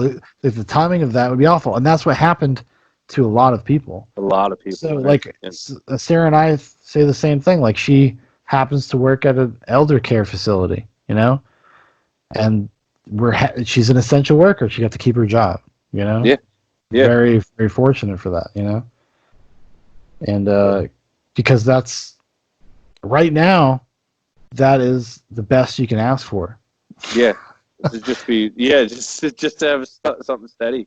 Yeah. Honestly, yeah. Just to have something that you can hold on to, and it keeps your life moving. You know what I mean? Yeah. Everybody's dreams are on hold for about 18 months. Hopefully, it's no longer than that. I mean, Yeah. Have they brought a projection out of like No, how it's long still this could actually be next year. next year? Yeah, I mean, next year in terms of the vaccine thing, I think is a little bit of a pipe dream. No, I don't. I've never even actually considered that. Yeah, so they're looking just Honestly. for ways to mitigate the suffering of Yeah. people that get it.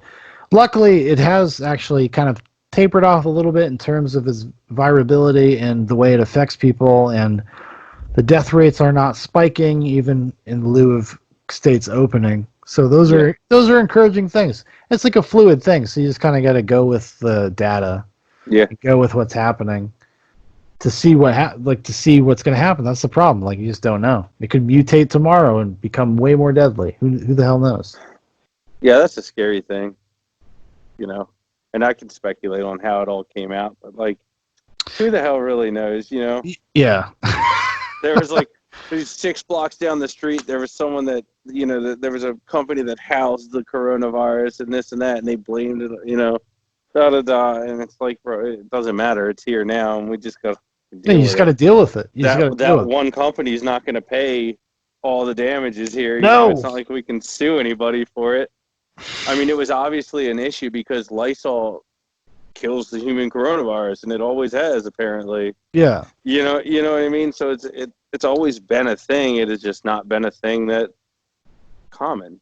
You know what I mean? There's always been that's why it's called COVID-19, because this is the 19th iteration of this thing, but it just never had this kind of virability, and that's Right. what is different about it, and the way that it would transferred from human to human transmission, and et cetera, et cetera. So that was what made it different, which Right. means that in the future we'll probably have something that's worse, that is from the same family of viruses. Hopefully, it's after we're not here. Yeah.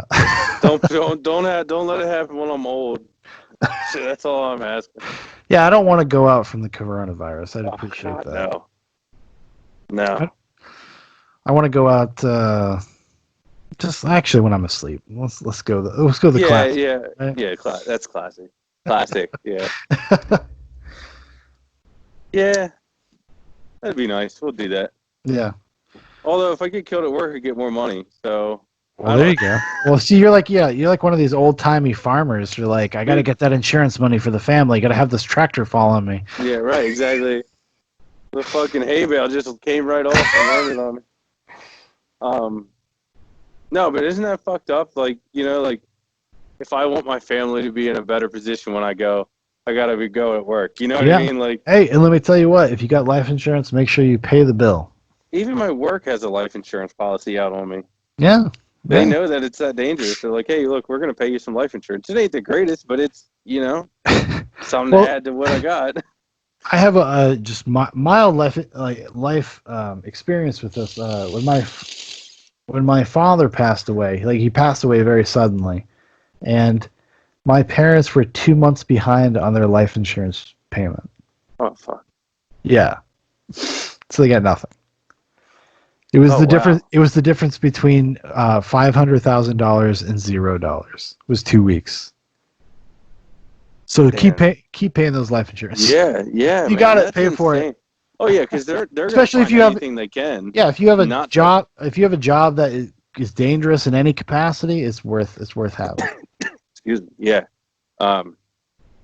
Yeah. I mean, so that's how you can tell like jobs are.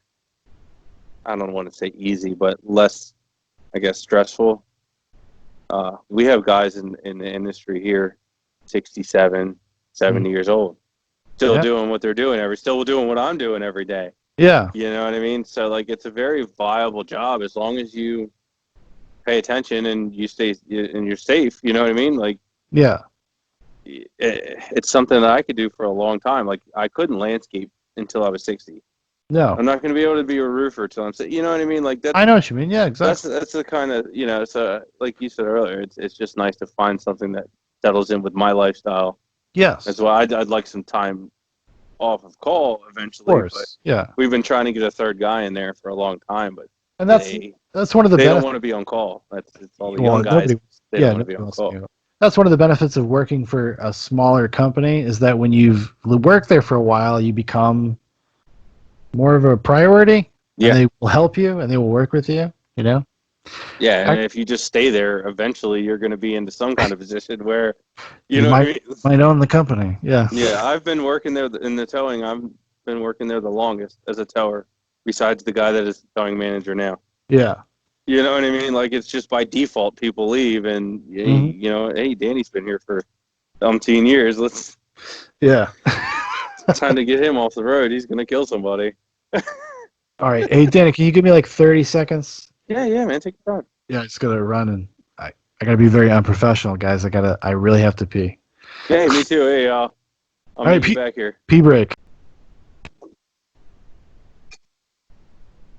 There you go. Perfect timing. Yeah, I literally just got back. So I sat down, put my headset on. I saw your shot. I saw your reflection in your TV there, and I was like, oh, that was perfect. Yeah. So I see that you have long hair. So Yeah, it's it. Well, it's a I little bit of it's the quarantine due, and I always kind of have longish hair, but right. So it's funny. I got into JROTC in high school, ninth grade, and I've always had the same haircut. You know what I mean? Same on yeah, side, same on top. I might get it scissored a little differently, whatever, but it was always the same basic cut.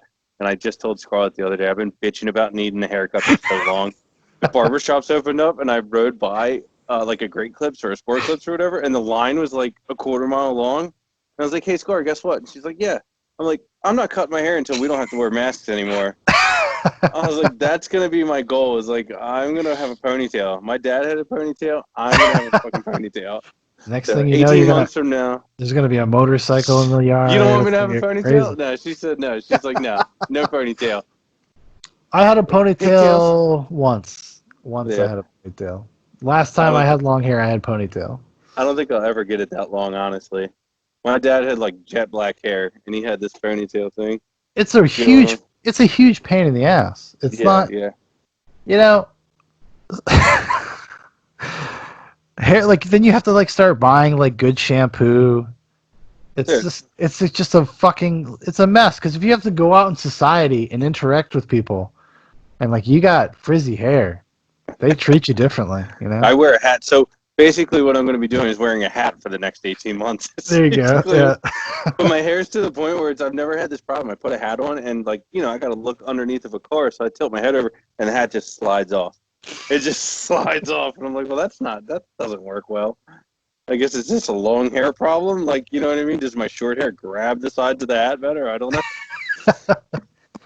Yeah, you gotta tighten it up a little bit. Oh, well, they fit fine with my hair short. It's a flex fit.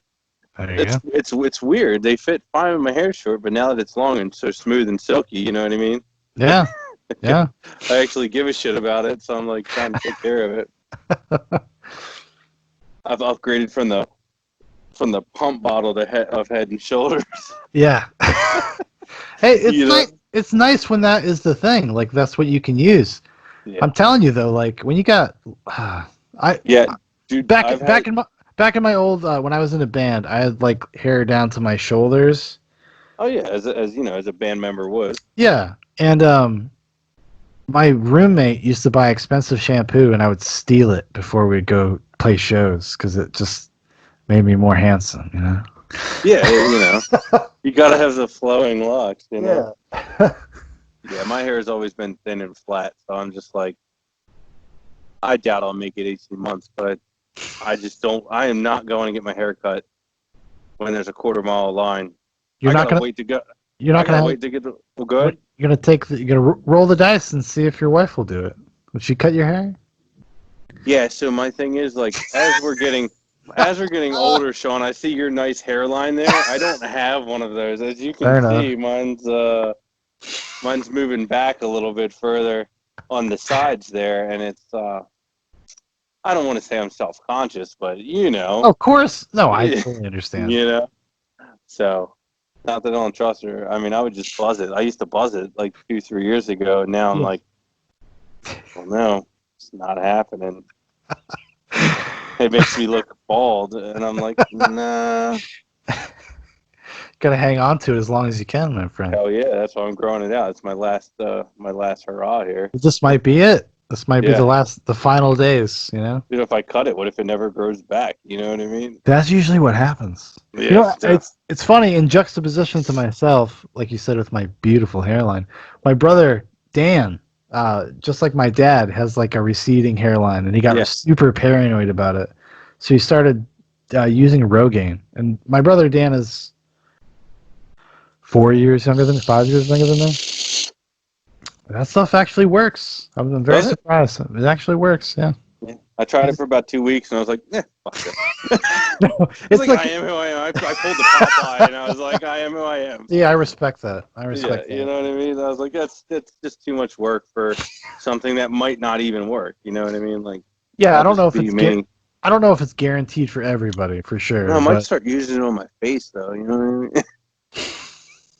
See, you're lucky. See, at least like when you, I guess like it's one of those situations like the grass is always greener. Yeah. This is just an annoyance to me. Like this is a pain in the ass. This, you know what this is? Still have it though. This is like I gained some weight, and I was like, so let me I gotta grow a beard. That's what happened. And now that I'm losing weight, I'm like, I can finally start thinking about getting rid of the beard. See, that's it. I guess the thing is like, I have a weird facial hair. I have the same exact facial hair as my dad. You get a mustache, and then you get the billy goat, just underneath, and on the sides. Yeah. So I have like the weirdest goatee line, and I'm just like, no, I can't do it. Like I actually grew my hair out for like 2 years, and I looked like a billy goat. Like it was super long right in the front, nothing on the face of the chin, just all underneath. And I was like, I see pictures now, I'm like, what the hell was I doing to myself, bro? I was really wanting something that was never gonna happen. Well, I have a friend that's actually, like I said before, my friend from Delaware. He kind of has the same deal, and this was the first time in his life was this whole quarantine thing that he like actually like stopped shaving. He's like, fuck it, I'm just gonna gonna grow out a beard. And he had the same thing. And it's funny because he looks like a 35-year-old man, but with a teenager's beard. So it just makes me laugh. Yeah, no, that's me. Like, and there's so many people now that like the whole beard trend kicked in, I guess 3 years ago, or a couple years ago. Yeah. And it's so funny to see people grow their beards that shouldn't grow their beards. Mm-hmm. Oh, I'm using beard oil. I'm like, well, you should use it more often before you grow it out. Like, trim it short until it starts to fill in, and then let it go. Yeah. Because there was a guy at work. He literally had it. It was like this, man, underneath, and it was thick and black and long. And it's like, bro, you look like you have your face in one of those like signs at the state fair. Yeah. So we call it. We call it the That was gross. just funny though. The gross neck beard. Yeah, Like, neck beard, yeah. You're a dirty neck beard. Yeah. So, even though I might not like the beard, I do think I grow an okay beard. No, it looks nice. Yeah. I think I'm okay, dude. I mean, relative. I dream of having a beard like that. Trust me. I'm about to ready to pack it up and just go headed to the mountains and be a lumberjack. I'm like, yeah, there you go. It's a pain in the ass though. I gotta say. Yeah, I mean, I hear I hear you, but I mean, it's sweet, it's masculine, it makes me better than everybody, but comes with a that's lot the of thing stress. is like if I could just do it once, just to try it out once, because like just to twiddle my mustache, you know what I mean? How fun That's would true. that be? That is, I bet you're out there smoking cigarettes 1:30 in the morning, thinking, just twiddling away. You're not wrong. You're not wrong. I'm very perceptive. Although I will say this, the worst thing about having a beard and smoking cigarettes is that your beard smells like cigarettes. Can I tell you, even when I smoke cigarettes regularly, I cannot stand the smell of somebody else smoking a cigarette. Yeah, me neither. Or like if somebody leaves cigarettes in an ashtray. That's the worst. It smells like an ashtray in here. It's not because I smoke in here. It's because I leave an ashtray. Because there's an ashtray. Yeah, exactly. Scaling tobacco sitting there, emanating fumes. It's weird because like I grew up in a house where my dad smoked. My dad smoked in the house. Like there was no. Yeah, that's how it was in my house too. Very un-PC, the 90s, the golden, and then into you get the ash in your hair every now and again. Yeah. Yeah. We all get there. I mean, that's why I probably started smoking, because I could steal butts out of my dad's ashtray like a fucking feral animal. That's what happens. But yeah, so like I grew up with that smell. I've always hated that smell, even though I've smoked for a large part of my life. But it's just weird. It's weird how that works. The sensory wise, I just can't stand it. And like when people put a cigarette out, like working in a business where people come into an office, like a small office, they stub that cigarette out and they shove it in their pocket. That is the worst. Let it go. Let it go. Bro, leave it outside on the windowsill. Something. There is something about seriously, a cigarette butt that it just reeks. Especially when they first put it out, it's just like, what is that? Yeah. You know exactly what it is. It's just horrible. It's like a wet dog smell. It's like got that kind of like pungent, like tinny smell. Yeah, and we're just like, give me more. Right? Hey, we're not the dirty guys that put cigarettes in our pockets, though. So no, I don't think I've ever put a cigarette in my pocket. I don't think I was 18 or 19. I put one out and put it back in my pack, and I never, ever, ever did that again. It ruins the pack. Never knew. I never knew it, and then when I did it, I was like, "You think you're being frugal, but you're just being a fool." Yes. No. Yeah. No, you go in the store, you put it on the windowsill somewhere, and you come back to it. Put it in the windowsill, or just be smart enough not to have a lit cigarette as you're walking into a store. My brother cannot. He walked from my house one day. He's not allowed to smoke in my truck. He walked from my house one day, literally to my driveway, and lit a cigarette. I'm like, Charles, what are you doing? What are you doing? Hold on real quick. I think I have a frog on my door. That's the first. Oh, sorry. Go ahead. Okay. Dude, hey man, I have this awesome backyard That's now. awesome. I'm just like, you know what I mean? I got lizards and all sorts of critters in our backyard.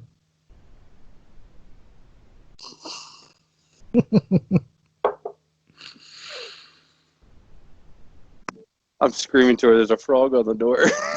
You see me? I look down and I'm doing this, and my mic's on mute, and I'm like, That's sorry, perfect. we're That's like perfect. nature nuts. That's perfect internet content. Yeah, yeah, I have a fine balance between nature and then civilization. yeah. Scarlett wants to adopt everything. I just want to look at it in the wild. There you go. Now, did your wife get into this notion during quarantine about wanting to suddenly have chickens in her backyard? Yeah, and we're not allowed to have chickens unless we have an acre, and this is dead serious. I mean, she Oh, I know. wanted chickens before this, but what was it, Scar, that you were looking into since we couldn't have chickens? Quails? Guinea hens. Guinea hens. Yeah, Okay. there's nothing in the law about a guinea hen. But their Take eggs it are down like to the this, state legislature. No, listen, there is no guinea hens on the books. and you can't even eat their eggs, so they would just be pets, not homesteading animal. Yes. Yes. But I yeah, guess because is that the thing with the chickens? Is it partially like an FDA thing, like where they're just like, oh, they have eggs, and you can't just have eggs? so no, because you want to hear something weird. The county, you have to have an acre of land. Okay. In the city, all you need is a permit. Motherfuckers. Barely a permit. I think you just like print out a piece of paper, honestly. Jesus But Christ. like they put them on like you know how the lots are in the city. They're Yeah. non-existent. Yeah. No, they're And not. you can have chickens. I think it's more of like a noise thing. You know what I mean? You Yeah. know, like I would say, why can't if you have a half an acre or a third, you know, why can't you have chickens but no rooster? I You know agree. what I mean? Yeah, of course. Actually, we have a neighbor that lives right across the road from us. Like because we live in a cul-de-sac, mostly retired people, which is actually very nice. And but some of them have chickens, and the lady is so nice. Like I mow her lawn occasionally, and she comes over and like drops off some eggs, so we get like fresh farm Nice. eggs. Yeah, it's That's cool. awesome. But like we don't have those kind of regulations in South Carolina. It's very Yeah. I call it freedom land, like Well, you half guys can like ironically. build Kind of your own car trailers there or trailers there, and I'm like, yeah, you don't you have to can have lights on them or anything. no, you can do kind of whatever you want That's so to a awesome, certain though. degree. You It's know what to I a mean? certain Yeah. degree, Yeah. I mean, and it's good and it's bad, and it's depending on what county you live in, anyway. yes, it's all county Yeah. based. But yeah, well, But even if there are rules, my it friend just in depends. Delaware, he wants to own chickens. He wants to do Nice. the chicken thing. He built a chicken coop in his backyard, only to Can't have find out chickens. that he couldn't have chickens. Oh, So now he's about to become a politician, and he's like, "I'm gonna fucking fix this chicken." well, the law hasn't changed in so long, and that's the Yeah, thing. Is like the city. but that's what I mean Probably when about that this. law was put into effect, the city was never like it is now. Exactly, but You that's know, what it's it makes it an arbitrary distinction between like city and then county, where like you live, where you actually have more room and could provide a better life for a chicken than you could if you lived in the fucking heart of the city. So I could probably get a duck, but ducks are loud and they're fucking annoying. I'm not gonna lie. I had a duck ducks are, when I lived in Salisbury, dude. They follow you around and they quack and they make all kinds of noise. don't they attack you as well? Actually, ducks are really friendly. Are they Now, friendly? Yeah. if they don't know you, I don't know, but you know what I mean. Like if I've been we got one for free because it was sick. We're like, look, man, that thing's sick. You're never gonna sell it, and it's just gonna die. So we took it and lived yeah for 6 months, and then died of some upper respiratory yeah. deformation. And I was like, oh, you know, gave it a good life, but it just did nothing but follow you and quack and eat goldfish from Petco. Like it was. Yeah. But the chickens and stuff are awesome because like it would get rid of so many bugs. That's true You know, for sure. Yeah. ticks and you know what? We have fox and we have cats and natural selection. You know, you don't want to put something in somewhere that you know could get attacked, but it happens. You know what I mean? Of course. Yeah. That would be a reason for Scarlett to get another dog. A dog that actually cared about chickens because our dog would probably try to eat one. Yeah. It's funny like that. How many Yes. pets? How many pets do you guys have? Are you ready? Yeah, I'm ready. Okay. I'm ready. We have a dog, 2 cats. We recently lost 2 birds, so I'll count them. A gecko that's 20 years old. 3 kids. Fish. Fish. And I think that's it for now. So, but yeah, we've been looking at another dog. We lost a rat terrier a couple years ago, Yeah. and we were thinking about getting another one, but they're so hard to find. Like Yeah. we got so lucky finding the one we did. So I just like I really want a chocolate lab because that's what I grew up with. She Hmm. really wants a rat terrier, so I guess we'll just have to get both. I don't know. My dog, we can't like. My dog's a really good dog, but if you leave anything on the table, it's his. Like as soon as you walk out the door, it's his. Like you Yeah. could literally walk out the front door, come around, and walk in the back, and he's on the table eating whatever's there. Yeah, that's how our dogs are too. We have two little Dachshund terriers. Little, Oh yeah, I got you like a little. dachshund terrier mix. Yeah, yeah, yeah. And Yeah, that's cool. they're very much like that. Like, before we had our kids, they were pretty spoiled. So they're Yeah, like kind of they were your kids. they're kind of accustomed to a certain lifestyle. And it's they've had some growing pains. Yeah. Yeah, it's so cool. We've always so like growing up, I didn't have pets like that. Mhm. I had a couple bearded dragons, I had a chameleon, but that was all late teens living at home, and then moving with Scarlett. She worked at a pet ER. I Mhm. worked at a vet. That's how we met. We both worked at vet. We went to high school together. But anyway, I remember one year she brought home. We had 3 cats. We had 2 kittens and a cat. We had 2 dogs, and these 2 dogs. I mean, they would they wouldn't fight. They would wrestle. We'd come Yeah. home. All the furniture was pushed to the edges of the rooms. Like one time we came home, couldn't find the one dog. We heard her whining. She had gotten into the back of this like I guess love seat. It was like a single cushion, but it was like extra wide. Yeah. She had gotten into the back of it and like couldn't get out. So we had to like cut the back and like we've always had animals as a couple. Um, and now the kids are getting into it and like they have a fish tank that we do bio Mhm. lessons on and stuff, which is neat. Jacob has the gecko, which I've had I didn't know they lived to be like 15 to 30 years, and I got it from a friend. The friend's like, oh, it's 4 years old, and I'm like, oh yeah, I'll take it. And now it's like 20 years old. And I'm just like, and the thing just Wow. eats once a week and sleeps, and I'm like, That's pretty cool. yeah. That's low maintenance, right? People are like, you don't feed it enough, and I'm like, well, I try to feed it every day, and it just doesn't want to eat every day. It wants to eat once a week. Like, what do Yeah. you want me to do? The thing's old and grouchy. Leave me alone. Yeah. So, I mean, like, I love having animals, but like buying a new home, I kind of want to slow it down and Mhm. kind of like the birds passing really sucked because we had them for a long time. We got them from a family member. That's how we acquire all our animals. People don't want them, so we get them. But like buying a new home, it was sounds weird, but it was like perfect timing. You know what I mean? Like it's sad to have them go, but like big cages and stuff like No, I that. hear you. Of You course, know what I yeah. mean? So yeah, got bit. I don't know what bit me. Something bit me. Um, yeah. So I mean, like running the zoo is fun, but it's time to let that business venture go. Well, it's like you don't want to have so many that you can't like appreciate them, that you can't actually Exactly. have them as pets and like spend time with them. Kind of the same way as kids. Like, when people start having 10, 12 kids, like at some point they just kind of lose. So kids get lost in the middle. Yeah. Yeah. Exactly. Yeah. Animals can kind of be like that too. Well, that's why I agreed. Like, she wanted to get one cat. We wanted to get the kids cats for Christmas. Camden really wanted one. Mm-hmm. And this girl had 2 of them, and she runs a rescue. And she was trying to give them out together. Nobody wanted them, so she's like, oh, cats are hard to get rid of. So she's like, oh, I got to separate them. As soon as I heard that, I was like, go get them.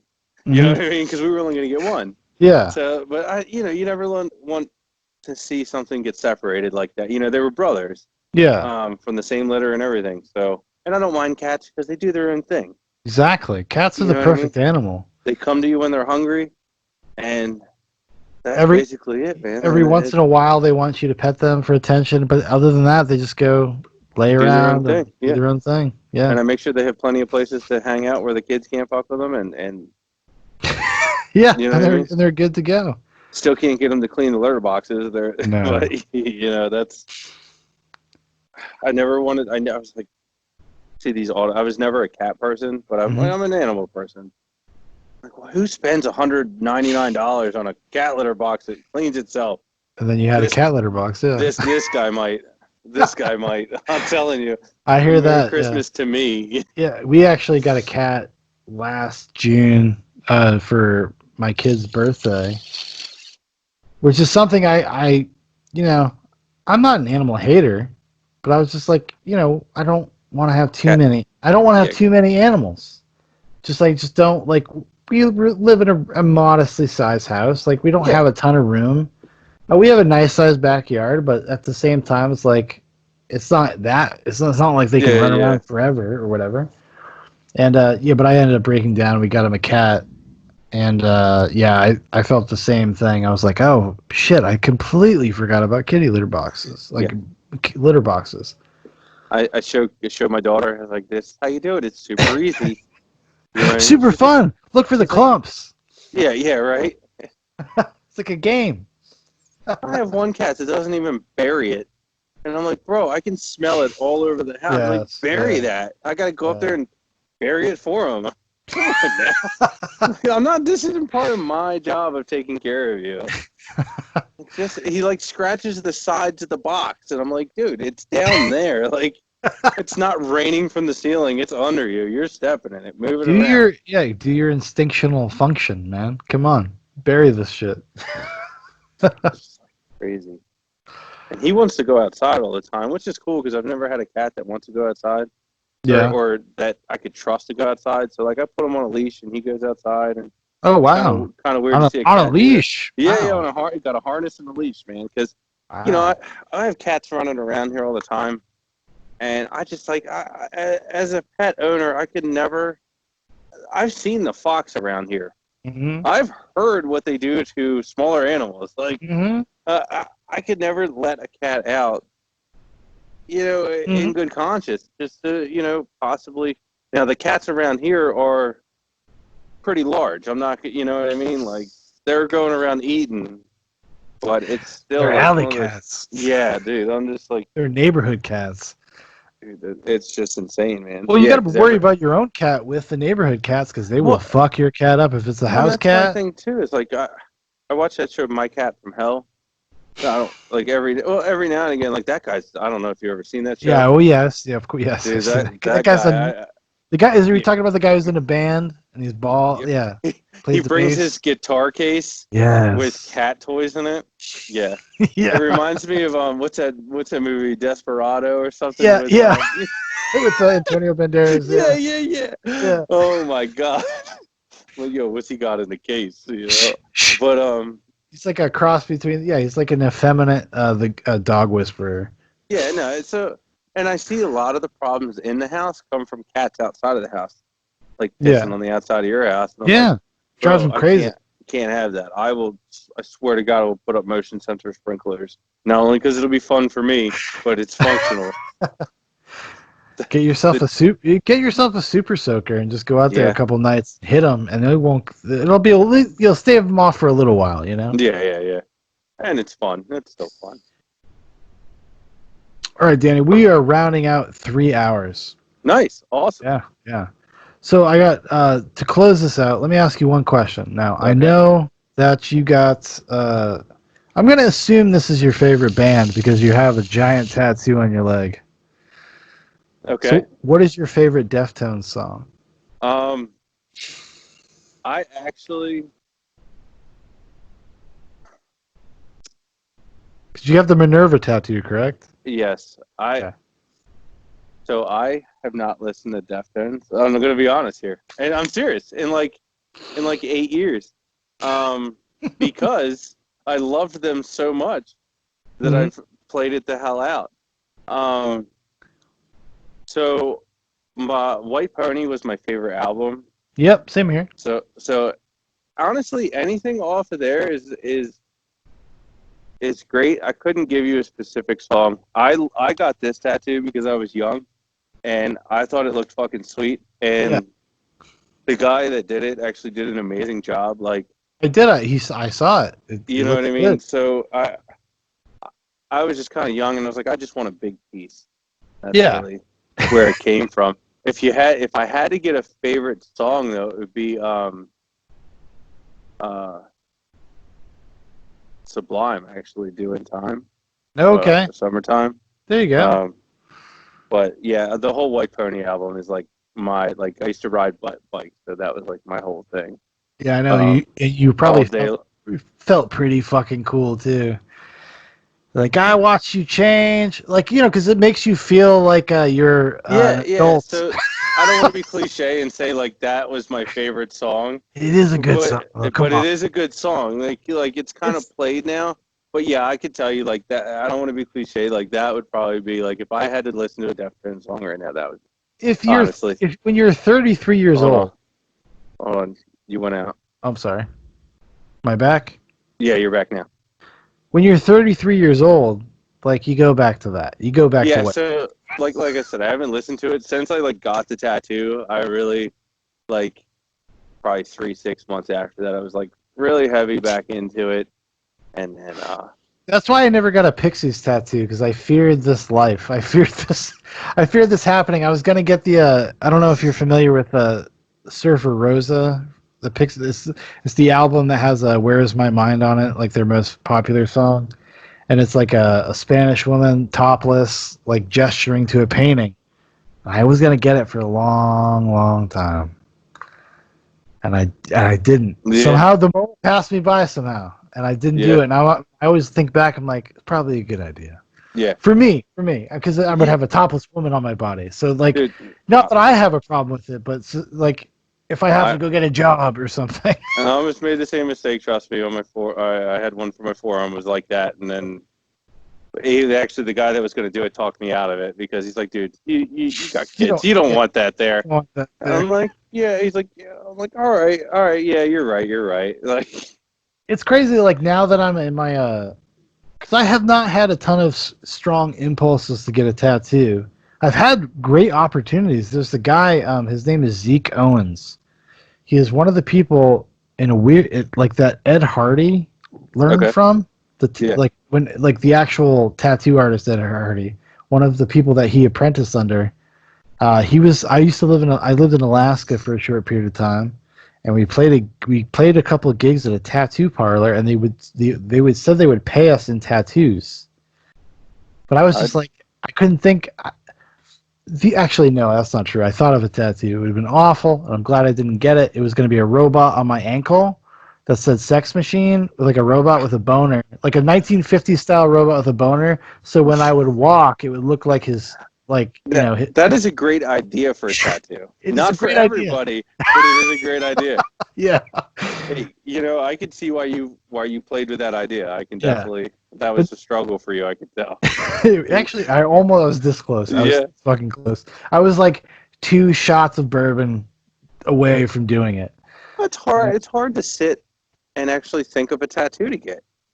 Well, that's cool. My wife for Valentine's Day over the years since we've known each other has been doing like these like uh baby Muppets versions of all movie characters I like. So she has like I have like a baby Muppets RoboCop. So I'm gonna get like I'm gonna get my leg at some point. It's like a Judge Dredd and a Oh, nice. RoboCop and like and the lead character from Blade Runner. Like I'm gonna get him on my leg at someday. I don't know when it's gonna Yeah, happen, yeah, yeah, yeah. but yeah, it's the first time in my life. I'm like, yeah, I want a tattoo. It's gonna be cool. I Yeah, don't do know. you have tattoos? No, Yeah, I have no tattoos, which is weird because Sarah has a Sean, bunch of tattoos. jump on the wagon, man. I know it's I know like not right now because it's a weird time and all. It's a weird time. Yeah. Um, I've actually I don't know if you saw the extra tattoo I have down on my leg I'm that I not got sure if I below. did. Okay, well I'll send you a link, but it's all the birth flowers of the kids Oh, and cool. then an actual picture of my wife. Oh, Like wow. not a portrait style, but like it's and I have every 2 years I've gone and got it, and then this is the year I haven't gotten anything done on it. I Oh, have to color it and I have to black the background out. But very dude, cool. you got to choose. you got to be fiscally responsible. Yeah. You Tattoos know are what I mean? expensive. They're expensive. Dude, if I could get my money back, I could buy a car. You know, not really, but Well, you're probably pretty close. yeah, Geo Metro, man, I got it. Hey, I had a Geo Metro. It's Yeah, like a Pepsi can with a fucking engine in it. 3 cylinders. You got to live on a flat place to own one of those. Oh yeah, it used to terrify me driving on the highway because you're just a fucking bug. You're a bug on the highway. If anybody bumps you, you're dead. But, So are we gonna do this again sometime, Shaun? oh, 100%, my friend. Yeah, this dude. 100%. I've had a great time. Yeah, I'm down for this anytime. This is awesome. Yeah, it's like what I realized, especially during the pandemic and through everything, it's just like I have to appreciate the people that I have met that I actually get along with, and if I can do it through technology, I'll do that.